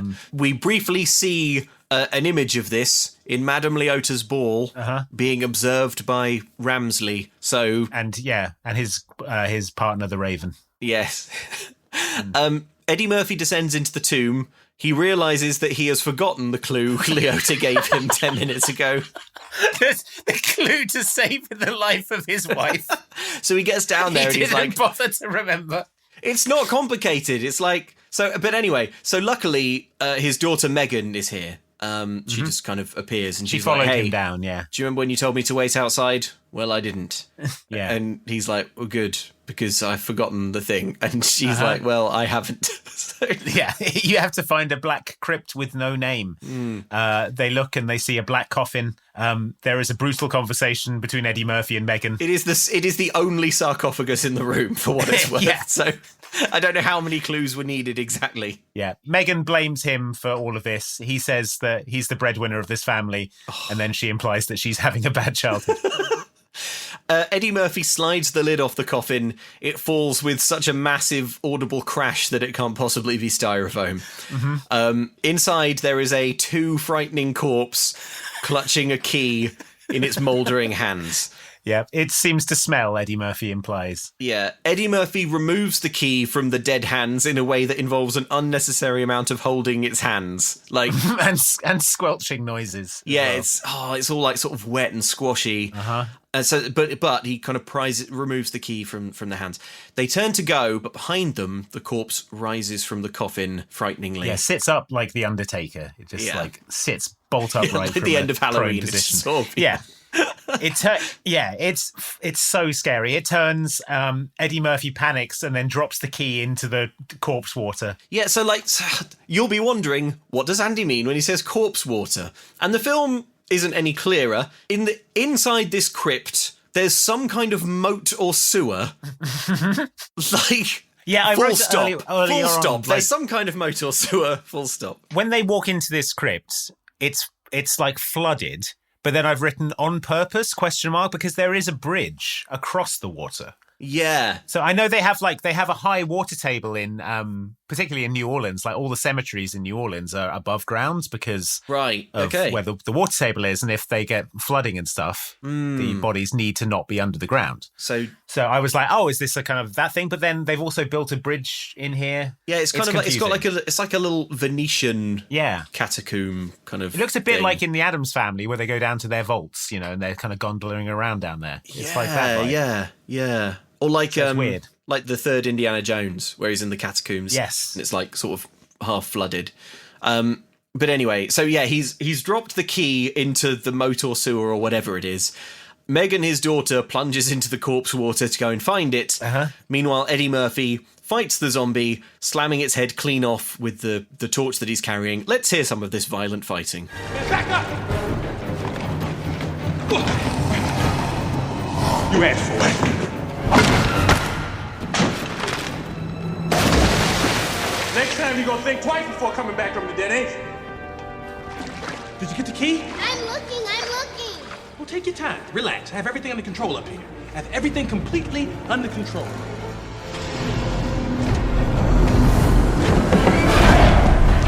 Megan, you better look faster! Oh, I don't want to do this. So what's happening is every crypt, every coffin in this room, there are a lot of kind of wall tombs are sort of busting open. Zombies are like punching their way out of the walls, crawling out of every tomb. It's way too scary. Yeah. Megan is underwater, thrashing around in the black darkness, searching for a key. Zombies are sort of punching their way out of the walls around her. She finds the key, but the severed head that Eddie Murphy knocked off the zombie from earlier floats towards her and snaps its teeth violently at her. She surfaces, zombie hands like close around her throat. It's so full on. It's really intense. And also, like, all these zombies poking their ways out of the coffin. It's not like, oh, we got to get out of here quickly because soon they'll be out the coffin. They're out their coffins in seconds and clawing and shrieking and clutching at Eddie Murphy and his 13-year-old daughter. His 13-year-old Latin-loving daughter, yeah. Eddie Murphy lifts Megan out of the water and they flee. Michael is outside the door as they run up the steps and he's like, come on, you got to come on. And then the door slams. And they're like, Michael, you got to open the door because the zombies are advancing up the stairs towards them. Yeah. At, zombie speed, but, they're getting there. Yeah, and it's not a huge crypt or whatever. Michael outside is aghast, however, as spiders start to pour freely from every crack in the door. Hundreds and hundreds of crawling, hissing spiders. Less than 10 minutes ago, the ghosts in this film were a barbershop quartet. Literally less than 10. I checked. Less than 10 minutes. It was a barbershop quartet, and now it's thousands of hissing spiders. Night of the Living Dead and thousands of spiders, yes. Photorealistic tarantulas crawling all over the children. So the only way they can open this door is for Michael to do it from the outside, but spiders are all over the bolt. He says he doesn't have a magazine. Eddie Murphy gives him a pep talk through the door. He says, it's okay to be scared. Daddy's scared now. Everyone gets scared, but you can't let it stop you. And Megan's like, open the door. There are zombies. And Michael's like, wait, what? What? Zombies? So, summoning his courage, Michael opens the door, having been inspired by Eddie Murphy doing 15 seconds of adequate parenting under threat of death. Michael opens the door, Eddie Murphy and Megan leap through and then wrestle to close it behind them and crush a zombie's arm off, which flops to the floor and the skeletal hand continues to grasp for them. Yeah. We turn around and see Michael. He is absolutely covered in spiders. They're crawling on his face and body. It's his worst nightmare. So they sort of get rid of all the spiders. Again, more fuel for the therapist in 15 years. Eddie Murphy managed to retrieve the key, however. We cut to back in the mansion. They say, Dad, do you have the key? Oh, yeah, and then he pats his pockets for ages like he doesn't. Yeah. And then produces it. But not like, got you. Yeah. Just like, let's add 10 just like he just to this movie. just like he could just like could you do it, could you take it out and put it in your pocket 9 times? Yeah, he takes the key out and puts it in his pocket 9 times. He says, here it is, and then puts it in his pocket, and then he takes it out again. Here it is. It's right here. The key, why yes. Yeah. So we cut to him showing this really annoyed me. So we cut back to them in the mansion, but like, how'd they get in? It was like, how are we going to get out of the mansion? There's always my way, and they have to crash through like the attic wall. How did they get back in? Presumably they just walked up and went in the front door and hoped that Ramsley wasn't just hanging around in the lobby. Later in the movie, it's going to be a huge plot point that you can't get in the mansion because it's like sort of there are enchantments stopping you from like exiting or leaving. Windows or yeah, they're supposed to be trapped in there, aren't they? Probably. They went, how do we get back in? And Wallace Shawn went, there's always my way. And then they flew an F-16 down the chimney. Just ramped a stunt motorbike through one of the windows. I don't know. Anyway, we did. We didn't need to see that. So we cut to him showing the key to Madame Leota. He says, "Where's the door out of here?" And Madame Leota says, "Find the trunk." This enrages Eddie Murphy so much. Yeah, it makes him really cross for some reason. Yeah, he absolutely flips out. He picks up Madame Leota's crystal ball, walks 10 feet, and then there's a trunk. And he's like, is it this one? And she's like, yeah. Yes, like, okay. So probably maybe let her finish her sentence. Find the trunk, the one over there. So furious Eddie Murphy pops the lid on the trunk. This thing is full of junk, he rants, looking at 6 small items inside this trunk. Madame Leota says, you've got the letter that must be read. Eddie Murphy says, there's nothing red in here. And then he says, oh, wait, here's a letter, and it is red. And it is in a red envelope. What the hell? Anyway, the letter is from Elizabeth. Yes, my dear heart, I will marry you. I will love you for all eternity, and tonight at last we will be together. I do. Forever yours, Elizabeth. She didn't kill herself. She wanted to be with him. Yeah, and somebody gave him the wrong letter. Yes, well done, Mr. Evers. I must say I am impressed. You are more persistent than I would have ever imagined. The butler did it? You gotta be kidding me. Why'd you kill her? Because the master would not listen to reason. He had everything in the world, and yet he was willing to throw it all away for love. I did tell him it would end badly. You're a real cold dude. No, Mr. Evers. I am a rational man. It was my responsibility to the house, my duty, sir, to see to it that the boy did not make a foolish error in judgment. Running away with that girl would have destroyed this house. It would have destroyed everything, and I could not stand by and watch it all fall to ruin. Punch his face in, Dad. Dun, dun, dun. Yes, Ramsley. So it turns out Ramsley is bad. Turns out your beloved Ramsley was evil all along. No, Ramsley! If we can't trust Ramsley, who can we trust? You can't trust Ramsley, who's been in 3 scenes so far. In the 1 hour that this movie's been going on. So, Ramsley killed Elizabeth because Master Gracie would have thrown everything away for love. Yes. This is so stupid. I think now's as good a time as any, because now we know what's going on, right? Yeah. And there aren't any more twists coming, really. So, now's probably as good a time as any to talk about what the hell Ramsley's plan is.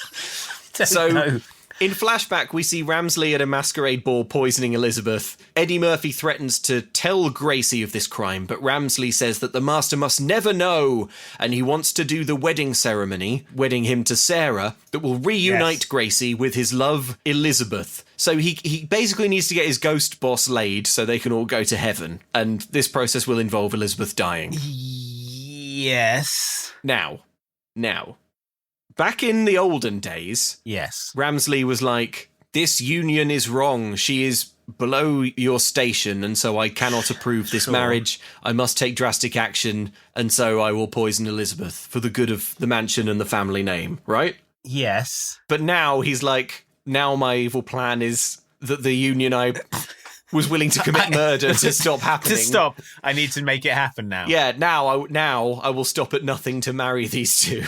But I don't. Why does he think Sarah is Elizabeth come again? Because they look the same. Is it because Madame Leota's telling people?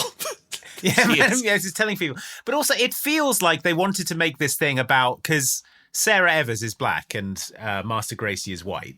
And it feels sort of like they're hinting at the fact that this marriage wouldn't have been allowed because of the races of the participants. Yes. But they never say that. No, they dance around it and they kind of allude to from different worlds and stuff. In a way that just makes it not make any sense and makes it confusing. Yeah. And why? But then is he like, but everyone's cool with it now in 2003, so we can get them married and we can all go to heaven. Is that what he's saying? I don't know. Ramsley. I don't understand. Why does Ramsley want Master Gracie to marry the love of his life who he poisoned to stop him marrying? I don't know. I don't think Ramsley knows. What do you mean, Ramsley? Or maybe it's not that. Maybe it's Ramsley's in love with Master Gracie.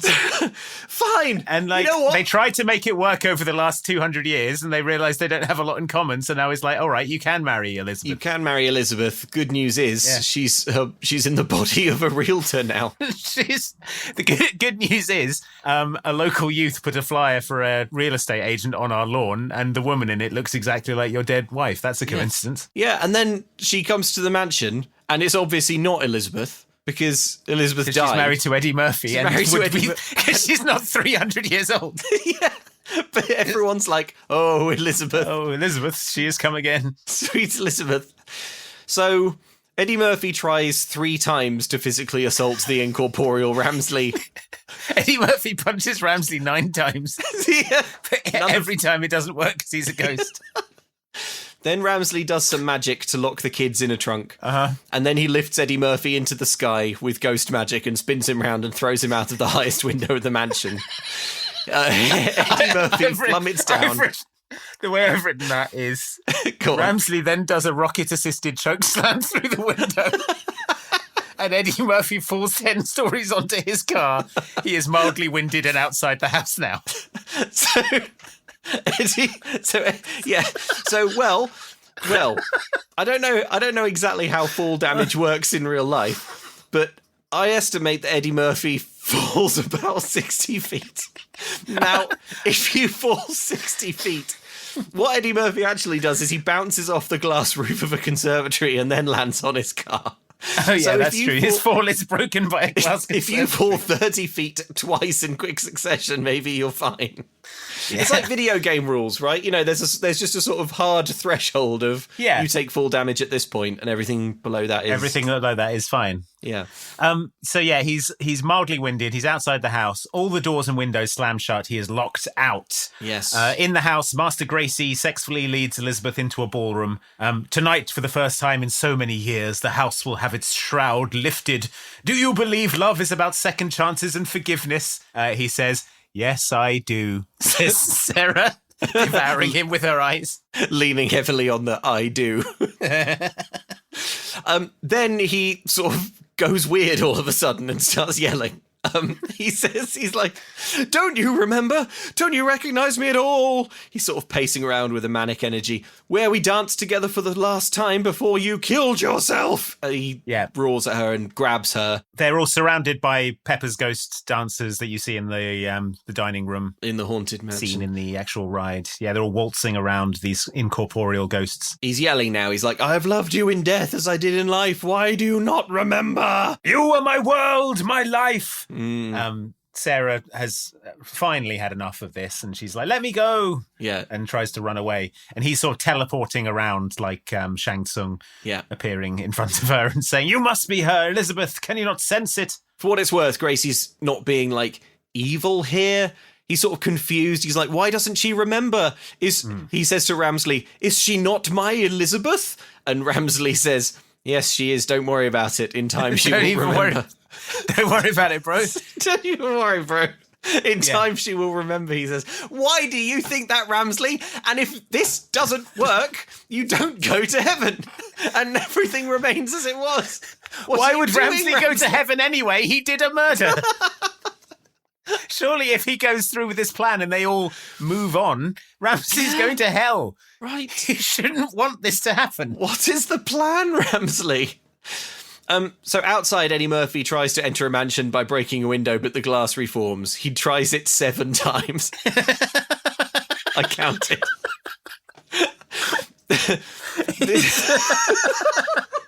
It's all runtime, baby. Oh, God. The windows repair as quickly as he can smash them. In her room, Sarah sees Ramsley. She says, oh, Ramsley, help me. Something is wrong. But Ramsley's like, yes, you haven't put on your dress yet. Can't keep the master waiting for your wedding. So he's still, that's all going on. He tells Sarah that she has to marry Gracie or he will kill her children. I'm not Elizabeth. Of course you are, my dear. You may not see it yet, but in time you will. You don't actually think I'm going through with this madness, do you? Oh, yes. I very much do. You see, we wouldn't want anything to happen to the children now, would we? Michael! Megan! You wouldn't. Of course not, my dear. But that is entirely up to you. If not, I really do fear for the children. You probably heard there, I think, maybe the worst dialogue in this film, which is when Ramsley threatens the children and Sarah says, you wouldn't. And Ramsley says, of course not, my dear, but that is entirely up to you. If not, I really do fear for the children. What? What? If not what? You wouldn't. And he's like, of course not. But of course I wouldn't. But also I would, though. Of course not. But that's entirely up to you. So, like, what? It's like all of the... It's like they removed every third word from these sentences. Yeah, or just said the same word 9 times. Anyway, we cut to the wedding. Yeah. It's in the ballroom. It's thinly attended. Ezra is playing the wedding march in a horrible, off-key on the organ. Gracie's dressed in a long Rococo jacket. He oozes sex. Yeah. I've written Master Gracie is dressed as a sexual nutcracker. He is, yeah. Sarah is walking up the aisle crying. Ramsley is dressed as some kind of hell priest. Master Gracie notices that Sarah is sobbing and looks sort of worried at Ramsley, who, through his hell priest vestments, says, tears of joy. Because, of course, remember that Ramsley wants Mr. Gracie to marry Elizabeth, who he poisoned to stop from marrying. So that he can go to hell. So he can quickly go to hell. Outside, Eddie Murphy sits by his BMW looking sad. All of a sudden, Madame Leota is there. She rolls up like it's a hamster ball. Yes, somehow she got out of the house. How? Well, there's always my way. So Madame Leota was launched out of the house in a cannon or something. Ice cream truck down a water slide. So she gives him a bollocking about giving up. Eddie Murphy expresses remorse for making the family come here because now his wife's going to die and his children are going to die. He says that he can't get into the house. He tried and he failed. Yeah. Madame Leota says the only true failure is when you stop trying. Like they did with this movie. The only true failure is when you do Haunted Mansion instead of Pirates of the Caribbean. So she says, try again. So we cut to Eddie Murphy in his car getting a big run-up. Madame Leota is strapped in the passenger seat, which I thought was very cute and funny. Yeah, I liked that. And then Eddie Murphy ramps his car through the conservatory window. There's always his way. There's always my way. Ramping my Beamer. I watched this a couple of times to try and figure out what exactly he ramps off, and it's just out of shots. It's like the car just like bounces up from bottom of frame. Maybe it's Ezra. He just ramps off Ezra. Ramps off Ezra, yeah. I like that the house is magically protected unless it's a big car smashing it. Unless it's the German engineering of BMW. Precision engineering. Damn. Our satanic magic has no match for this incredible engineering. Yeah. So Eddie Murphy races to the wedding, which is in progress, but he is halted by the sounds of muffled yelling. Yeah, I also liked the fact that the airbag had gone off on Madame Leota's side. Yeah. So she's just there with an airbag in her face, and she's like, yeah, you go on ahead, I'll catch up. Yeah, it's pretty cute. Unfortunately, though, it does end her contribution to the movie, which is a shame because she's one of the good ones. So, yeah, Eddie Murphy races to the wedding, but then he hears some sounds. There's a long corridor, and at the end of this corridor is the trunk with the children in it. It is chained up, dangling over a lift shaft, which seems a bit overwrought to me. I don't know why Ramsley doesn't just crush them or threaten to crush them. Like, he's telekinetic, right? He can sort of do... Yeah, he could just throw that trunk into the lake out front. Yeah, but anyway. Then... suits of armour come to life and try to kill Eddie Murphy, but he leaps and ducks their sword blows. Yeah, he displays a previously unhinted at skill for parkour and jumps over all their spears and swords. With the kind of acrobatic agility that you can only acquire from having learned a lesson. He fights 6 suits of armour at once. Yeah. He's sort of catching axes and like decapitating armour and stabbing them with axes and throwing them around and things. Yeah, tricking them into knocking each other's heads off. Yeah. And he rescues the children. In the ceremony, we see Ramsley pour poison into Sarah's traditional wedding wine. Yeah, her sacred chalice. You know, you've seen a wedding, haven't you, where the bride will drink a pint of wine at the altar. just down, drink from the sacred chalice. We all love that, don't we? Eddie Murphy finally opens the chain, frees his kids. We see Sarah raising the poison chalice to her lips. Does anyone have any objections, says Ramsley for some reason. Why are you asking that, Ramsley? Ramsley's plan remains confusing.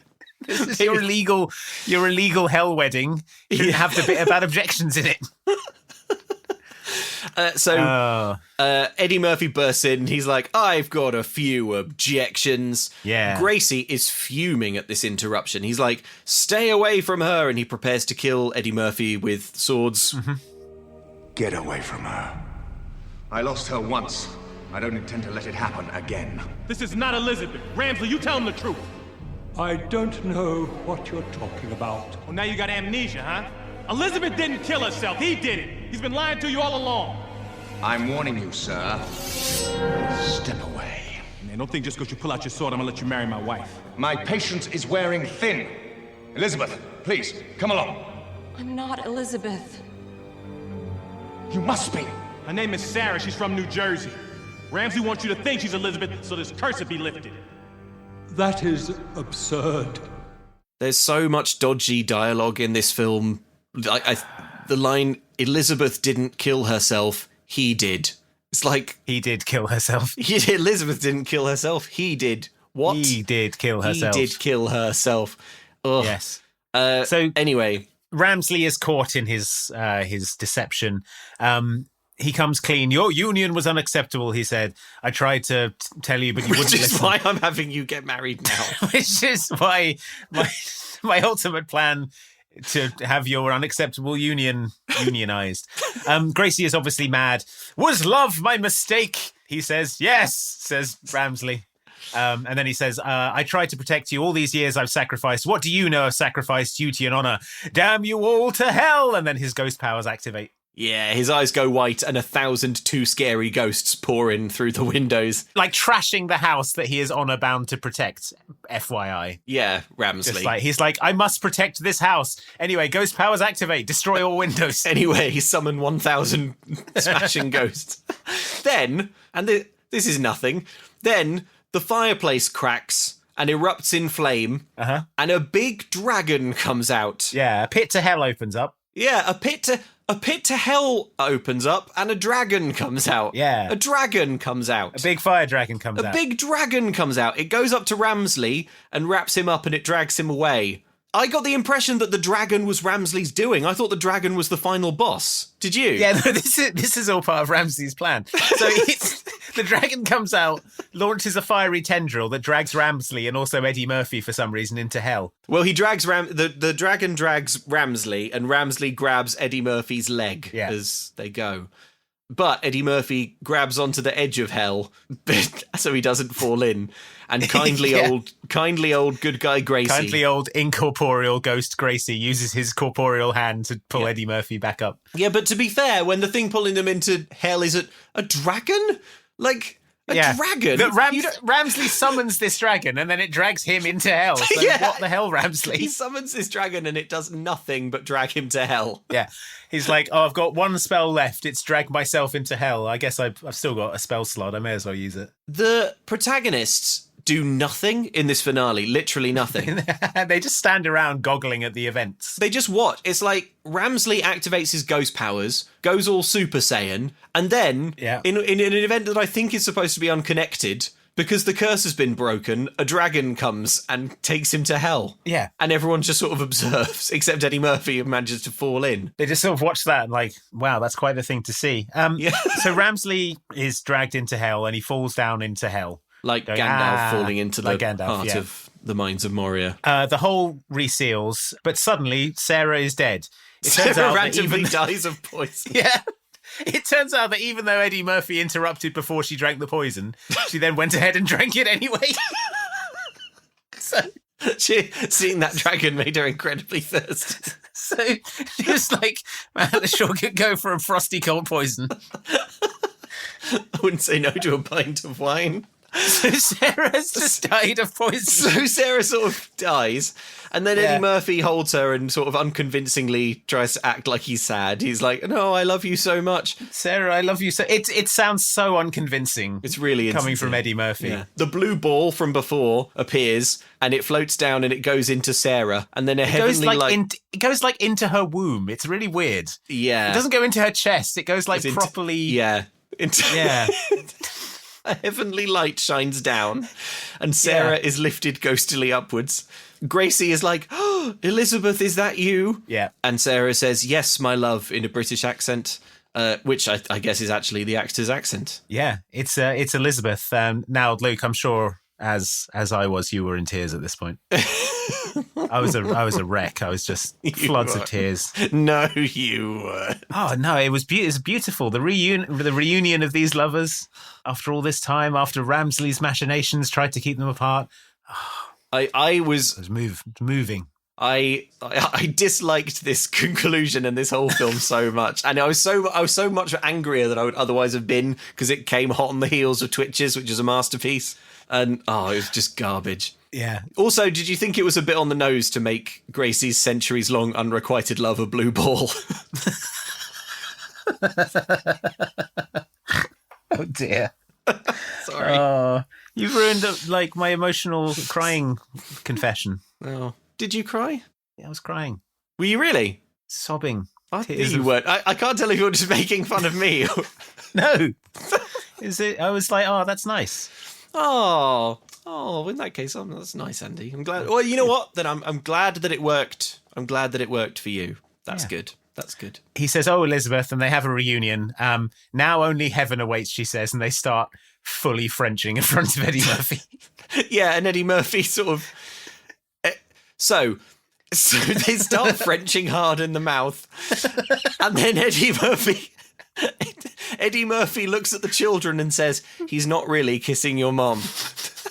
And they roll their eyes as if to say, "Mom's dead." Because I don't know why anyone thinks Mom's not dead. Because she died and had no pulse, and now her corpse is being animated by the blue ball and is preparing to go to heaven. But the kids are really relaxed. They're just like, "Oh, brother, Dad's up to his old tricks. Yeah, your mother is dead. Your mother is dead, and now Gracie's Frenching her body. A ghost is Frenching her corpse." Why are you so cool with this? So Elizabeth vacates the corpse and Sarah comes back to life for no reason. I don't know why the blue ball had to go into Sarah, because now there are like two Sarahs, because there's Sarah and Elizabeth. They're now sort of sharing a room. I don't know. I'm back, Sarah. I'm back, says Eddie Murphy for no reason, because he didn't go anywhere. I think what he's supposed to be saying is like, the good old me who isn't a workaholic arsehole is back, but I've yet to see any evidence. There was no suggestion that he was ever not there's no line where she says, oh, I miss how you used to be. Yeah, you used to be fun and spend time with the kids. No, I think the implication is that he's always been a workaholic arsehole. Yeah, or maybe he's just trying to pull focus and be like, I'm back. I died as well, briefly. I fell 60 feet onto my car. So Gracie thanks Eddie Murphy and then tells him that for all his fun adventures, he's won the house. He gives him the deed to the house. And then Gracie and ghostly Elizabeth spiral up into heaven. Yeah, they go up to heaven. And then Ezra and Emma run in and say, hold the heaven elevator. We want to go to heaven too. Madame Leota is still in the crashed car, I guess. No heaven for her. She's strapped in. She's trying to float up, but the seatbelt won't. You can't go to heaven if you're strapped in. We get an exterior shot of the mansion, and we see all 999 ghosts leaving it and rising up to heaven. All the even blue the balls murderous zombies, I guess. Yeah, all the blue balls are flying to heaven. All the blue balls. None of them. There are none sort of going all the down. Spiders. There are none going down to hell. No, they've all going to heaven. Even the zombie that tried to murder the 13-year-old girl, he's off up to heaven. Yeah, he was misunderstood. So that's kind of the end, but there's a little epilogue. Madame Leota wraps up the story. Yeah, she says that everyone went to heaven. Yeah, and as the camera pans out, we see that she is in the trunk of the family BMW, which I guess still drives, even though Eddie Murphy sort of corpse smashed down onto it and then drove it through a window. Yeah. She's talking about how love endures for all time. Now, we pan out on the family car, and it's a CGI monstrosity. Yeah. This entire shot. So, they are driving the Lake Pontchartrain Causeway. I don't know if I've pronounced that. Pontchartrain. Right, okay. But if you don't know about bridges, which I didn't until I Googled this to check, it looks a lot like they've died. I have been on this. This bridge. Okay. In real life, and it is like that. It's an impossible bridge. There is not a single other car on it. So they're driving into a blinding sunset on this sort of endless road that stretches across the sea impossibly, and it's all like CGI and bloomy. Mm-hmm. It looks awful, and it really, really looks like they've died. Yeah, they're on a sort of endless purgatory road. It is a weird highway across a lake. Yeah. It just looks like they. But it is, and if you don't know about it, which most it does kids look like don't died. Probably, right? Anyway, yeah, they definitely all just died in the house. The film ends, and "Is You" by Nelly plays over the credits. Also, Eddie Murphy has stolen the singing busts and tied them to the roof of his car for some reason. Yeah, why? I don't know. He didn't like them.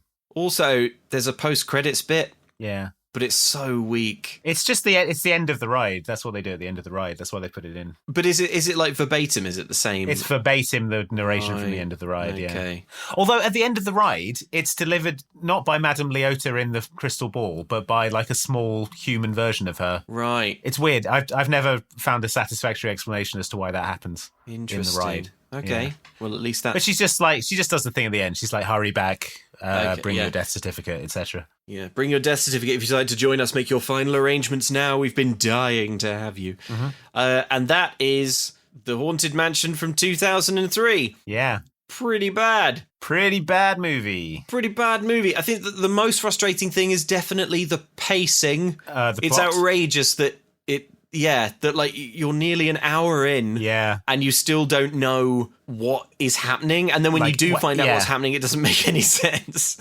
And then they go, "Oh, we've got a quest now," and the quest takes 10 minutes. Yeah, and then they go back to like nothing. I also found it very frustrating that I know you've got Eddie Murphy and like he is the star and whatever, and he's like, you know, butts on seats in theaters or whatever. But like, it's a family movie, and the kids have no arc. No, like they've got nothing going on at all. The movie is just it's not a movie that stars Eddie Murphy. It's a movie about Eddie Murphy. About Eddie Murphy. Yeah. Like Megan has nothing. Michael is scared of spiders and then later isn't. The main character of the movie is, you could argue, the wife, because it's like Sarah Evers, because, you know, she's the kind of central to the plot in a way that Eddie Murphy absolutely isn't. Yeah, but she's she's not in it for about 40 minutes. The camera keeps following Eddie Murphy when, like, she's off being told this, like, grand love story that spans time, and he's off, like, f***ing around in a library pretending to be rich. Like, let's stick with him. The best scenes in the film, in this film that is supposed to be a kind of like wacky madcap effects thing, the most engaging scenes easily for me are the ones where like Sarah and Gracie are talking to each other about the past and being all sort of into each other. It's great. And I think that's probably just a testament to the acting. You know, to those actors, for sure. Two fine grown-up actors doing good grown-up acting. It's way too scary at points. So scary. They shouldn't have hired Rick Baker. No, he's great, but he's full on horror movie makeup guy. Yeah, and he went really ham on this movie. Yeah, it's too much. And yeah, I really do think that if you're a Haunted Mansion fan, Disney owes you compensation, because this is like damaging to your character. Yeah, it's defamation. I mean, they made a Haunted Mansion movie last year, which was marginally better. Well, I quite enjoyed that film. Yeah. And I actively disliked this one quite aggressively. Yeah. What I will say is this one doesn't have Jared Leto in it. So that's something. That is true. That is true. But I think like the Haunted Mansion movie that came out last year, I had a good story. Yeah. And it's sort of the main theme in it was like grief, which, you know, works for the theme. Whereas the main theme in this seems to be Eddie Murphy. Eddie Murphy. Yeah.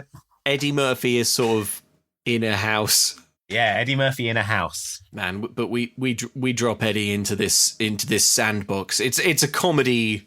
It's a comedy candy store. Like we'll just follow him around with the camera and there's going to be so much gold for Eddie to just bend down and pick up off the ground. It's going to be a slam dunk. The other guys, they've got Johnny Depp. Ugh. I mean, what's he going to do? How's he going to play a pirate? Oh, Edward Scissorhands. How's he going to haul on a rope with scissor hands? Gilbert Grape over here. What's he going to do with it? Yeah, nothing. Oh no, he's become an iconic character in cinema. Oh no. Wait, let me just check. Has Eddie Murphy's character has Jim Evers also become an iconic character in cinema? Wait, let me check. Seems like no. I'm just going to do a search for Jim Evers. Okay, no, to be fair, you do get a picture of him. So there you go, he's famous. But surely it won't make any money, right? This Pirates of the Caribbean. Let me just interesting. One of the top 20 highest grossing films of all time. Great news. We've just secured Is You by Nelly for the end credits. I'd like to see Pirates of the Caribbean bring a sort of musical motif to rival that. Oh no. Imagine if you were like, I got great news. We've all heard the rumours, haven't we, that they're making a Pirates of the Caribbean movie. It's supposed to have Johnny Depp attached and all these kind of like big A-listers. Going to be great. It's going to have Orlando Bloom in it and Keira Knightley in it. And I've just had the nod that they want me this year to be working on, and I'm, NDA, so I can't say, but what they have told me is that it is a Disney theatrical production, an adaptation of a beloved Disney Parks attraction. So, well, I mean, you don't really need to read between the lines too hard on that one, do you? So, smash cut 2, you are holding a boom mic over Eddie Murphy as he opens and closes a door 9 times. Pirates of the Caribbean is the 16th highest ranking movie series of all time. Wow. Highest grossing movie series of all time. The movies have grossed $4.5 billion. How much did this one make? Should we? This movie made $182 million at the box office on a budget of 90 million. So, it was successful. Probably not. I don't know. You can never do like a like-for-like thing, can you? Like with the figures, because it doesn't take into account like marketing and everything else. Yeah. I think a movie has to like really exceed its budget to like be a success. But not a flop. Yeah. Not a flop. Not like the one Eddie Murphy did before or after this. What was the one where he's in space? Oh, Pluto Nash. God, his pet project that he poured all his money into. It was God. How far away from this was that? Pluto Nash. 2002. It was the year before. Wow. Pluto Nash made negative $93 million. If Eddie Murphy had filmed himself burning $90 million, it would have been cheaper than making Pluto Nash. The Adventures of Pluto Nash is on record as one of the biggest financial failures of all time. Wow. And the year after, they gave him the Haunted Mansion movie. So there you go. All right. Andy, can I read you an email? Yes, please do. It's actually, it's quite on topic for this episode. And the last one, it comes in via Miriam. Thank you so much, Miriam. The subject line is, on mannequin genitalia. Oh. Always a good... I would have hoped that Gmail's spam filter would have picked that up. And yet, here we are. Dear Luke and Andy, writes Miriam, as someone who fondly remembers watching Tia and Tamara in Sister Sister as a kid, I loved the recent episode on Twitches. Regarding your jokes about the mannequin's nethers, I'm not sure if Andy made reference to Disney's Pirates of the Caribbean ride by sheer chance, or his superior Disney parks knowledge just came to the fore. In either case, it's worth noting that, according to interviews, the very first model they designed for the ride was entirely anatomically correct. So much so that the costumer Alice Davis had to ask the Imagineers in no uncertain terms to cut it off because way too much was visible through the costume. Suffice to say, the completed animatronics for the rest of the ride were more PG, so were probably not being used as stand-ins for bepanted mannequins in Twitches. I looked up this story after this. Yeah, so Alice Davis, who did the costumes for the ride. Wife of Mark Davis, the Imagineer I was talking about earlier. Oh, right. Okay, yeah. I think she also did the costuming for It's a Small World. Yeah. But anyway, I think it was the Auctioneer animatronic had just, like, visible junk. Just had a huge hog. So, yeah. A magnum dong. And she instructed them to hacksaw it off. It's because all the sculptors were all classically trained. I guess classically trained means it's impossible for you to omit genitals. Well, the problem was the boats were getting caught on it as they went past. It would spin them around sideways, and it was a whole thing. So yeah, they couldn't keep it, unfortunately. It's Oh no. Okay, thank you very much, Miriam. That was a real treat, and some absolutely brilliant Disney pub trivia there about animatronic genitals. Thank you. About PG mannequins. PG, of course, standing for penile girth. Penile girth mannequins. Okay, Andy. Yes. What decom will we be doing next? Well, Luke, as you know, it is our Halloween live show spectacular. Hooray! Live from the Prince Charles Cinema in London town. And we've already talked about it. We've already advertised it. You know it. I know it. It's 2004's Halloween Town High. No. Oh, no. Yeah. I will now read you the description from Disney+. Right. Okay. Marnie's magic is on the line as Halloween Town kids transfer to her school. What? Gosh, I feel tired. Just tired already. Tired considering it. Marnie's back. It's going to be great. It's going to be amazing. Yeah. Marnie and her new friends are in trouble and out of luck when the evil Knight of the Iron Dagger appears. I'm in. Knight of the Iron Dagger. Hell yes. I'm all in.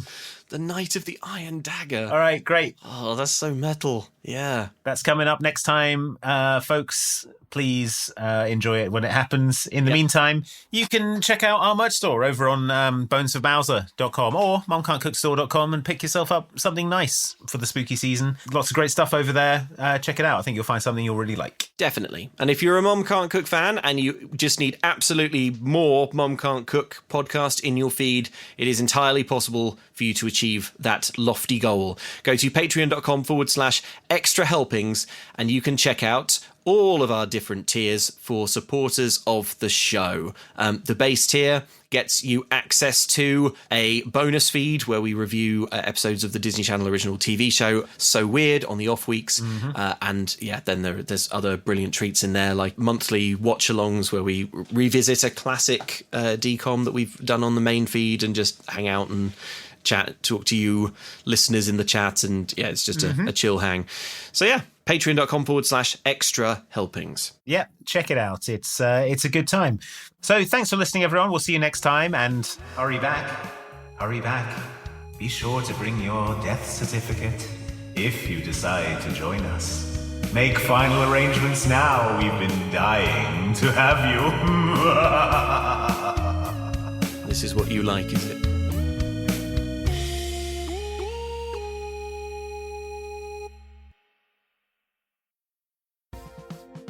There you are, Luke. Would you care to take a stroll with me through the ornamental Mom Can't Cook cemetery here? Maybe we can read some of the tombstones as we go with all their whimsical inscriptions. Oh, I would absolutely love to. A promenade through our residential cemetery. Yes, it's just a private cemetery. It's normal. Yeah, it's a private cemetery. Normal people have them. I'll just pop up my parasol. And here's one. Here lies Julian Rundlet, Rue Kyler, Smash Savannah Burger Boys and Girl, Moon activist Sage Borealis, and Hypermole. They all fell in a great big hole. Ah, look at this beautiful tribute in memory of Autumn Holloway, the monk, Will Thomas, Snowy Owl, and Quinn is teething. They should have watched out when that whale was breaching. Indeed. Dear departed Philip Stevens, Louise, Lola, Danny Bowyer, BC, and Cara Dennison, hit by a bus while reading Tennyson. At peaceful rest lie John Sharplin, Mike Kavanagh, Elizabeth, Danny Cap, and Who Needs to Sleep. Unlike that diving pool, at least their graves are 6 feet deep. Requiescat, Clarky the bearded coach driver, Jamie Langford, Sarah Maddox, Hazel, and Christoph. They should have known that bear was pissed off. Here rest Vicky Jones, Andrew Noble, Rohan Corby, Andy and Moist Drippings went cliff walking while prone to trippings. R.I.P. Shane Entee, Nuka Level, Ethan Lappin, Matt S. and Freddie Moore. There was a 60-foot drop behind that door. In final rest, Andy Meany, Decom Lover, Nerdazoid, Sean, Liz L, and Rai Medema, not the world's best lion tamers. Loyal friends Business Corgi, Alan St. George, Michael McCalker, Will Pohoretsky, and Tim Craven, they all knew that the original host of the Haunted Mansion attraction was going to be a raven. Aqui Descansa, Clint Hannah Lopez, Lou Zednick, Paul Stevens, Keith Hall, and E.T. Without a map, they were lost at sea. Dear sweet Matthew Cowan, Crescentia Che, Beanpole, Ruby Tuesday, and Jambo Number 5, overconfident at the high dive. Oh dear. In memoriam, definitely not Steve, Adam Steele, Jeebus Piers Jones, Morven Butterworth, Jack Fabian, and Courtney Rail. Don't go hang gliding in a big gale. R.I.P. Hef Z-Man, Michael Olsen, Chase Barker, and Brandon Plesh. Shame that bear had a taste for human flesh. Fare thee well to Hannah Kirchner, Sakari Montonen, Michael Saul, Ethan Pearson, Rory James should have stayed away from open flames. And here interred is Blake, Ma H, Angel Beat, Ash, Jonathan Villa, and Cole Mastro. But after midnight, well, who knows?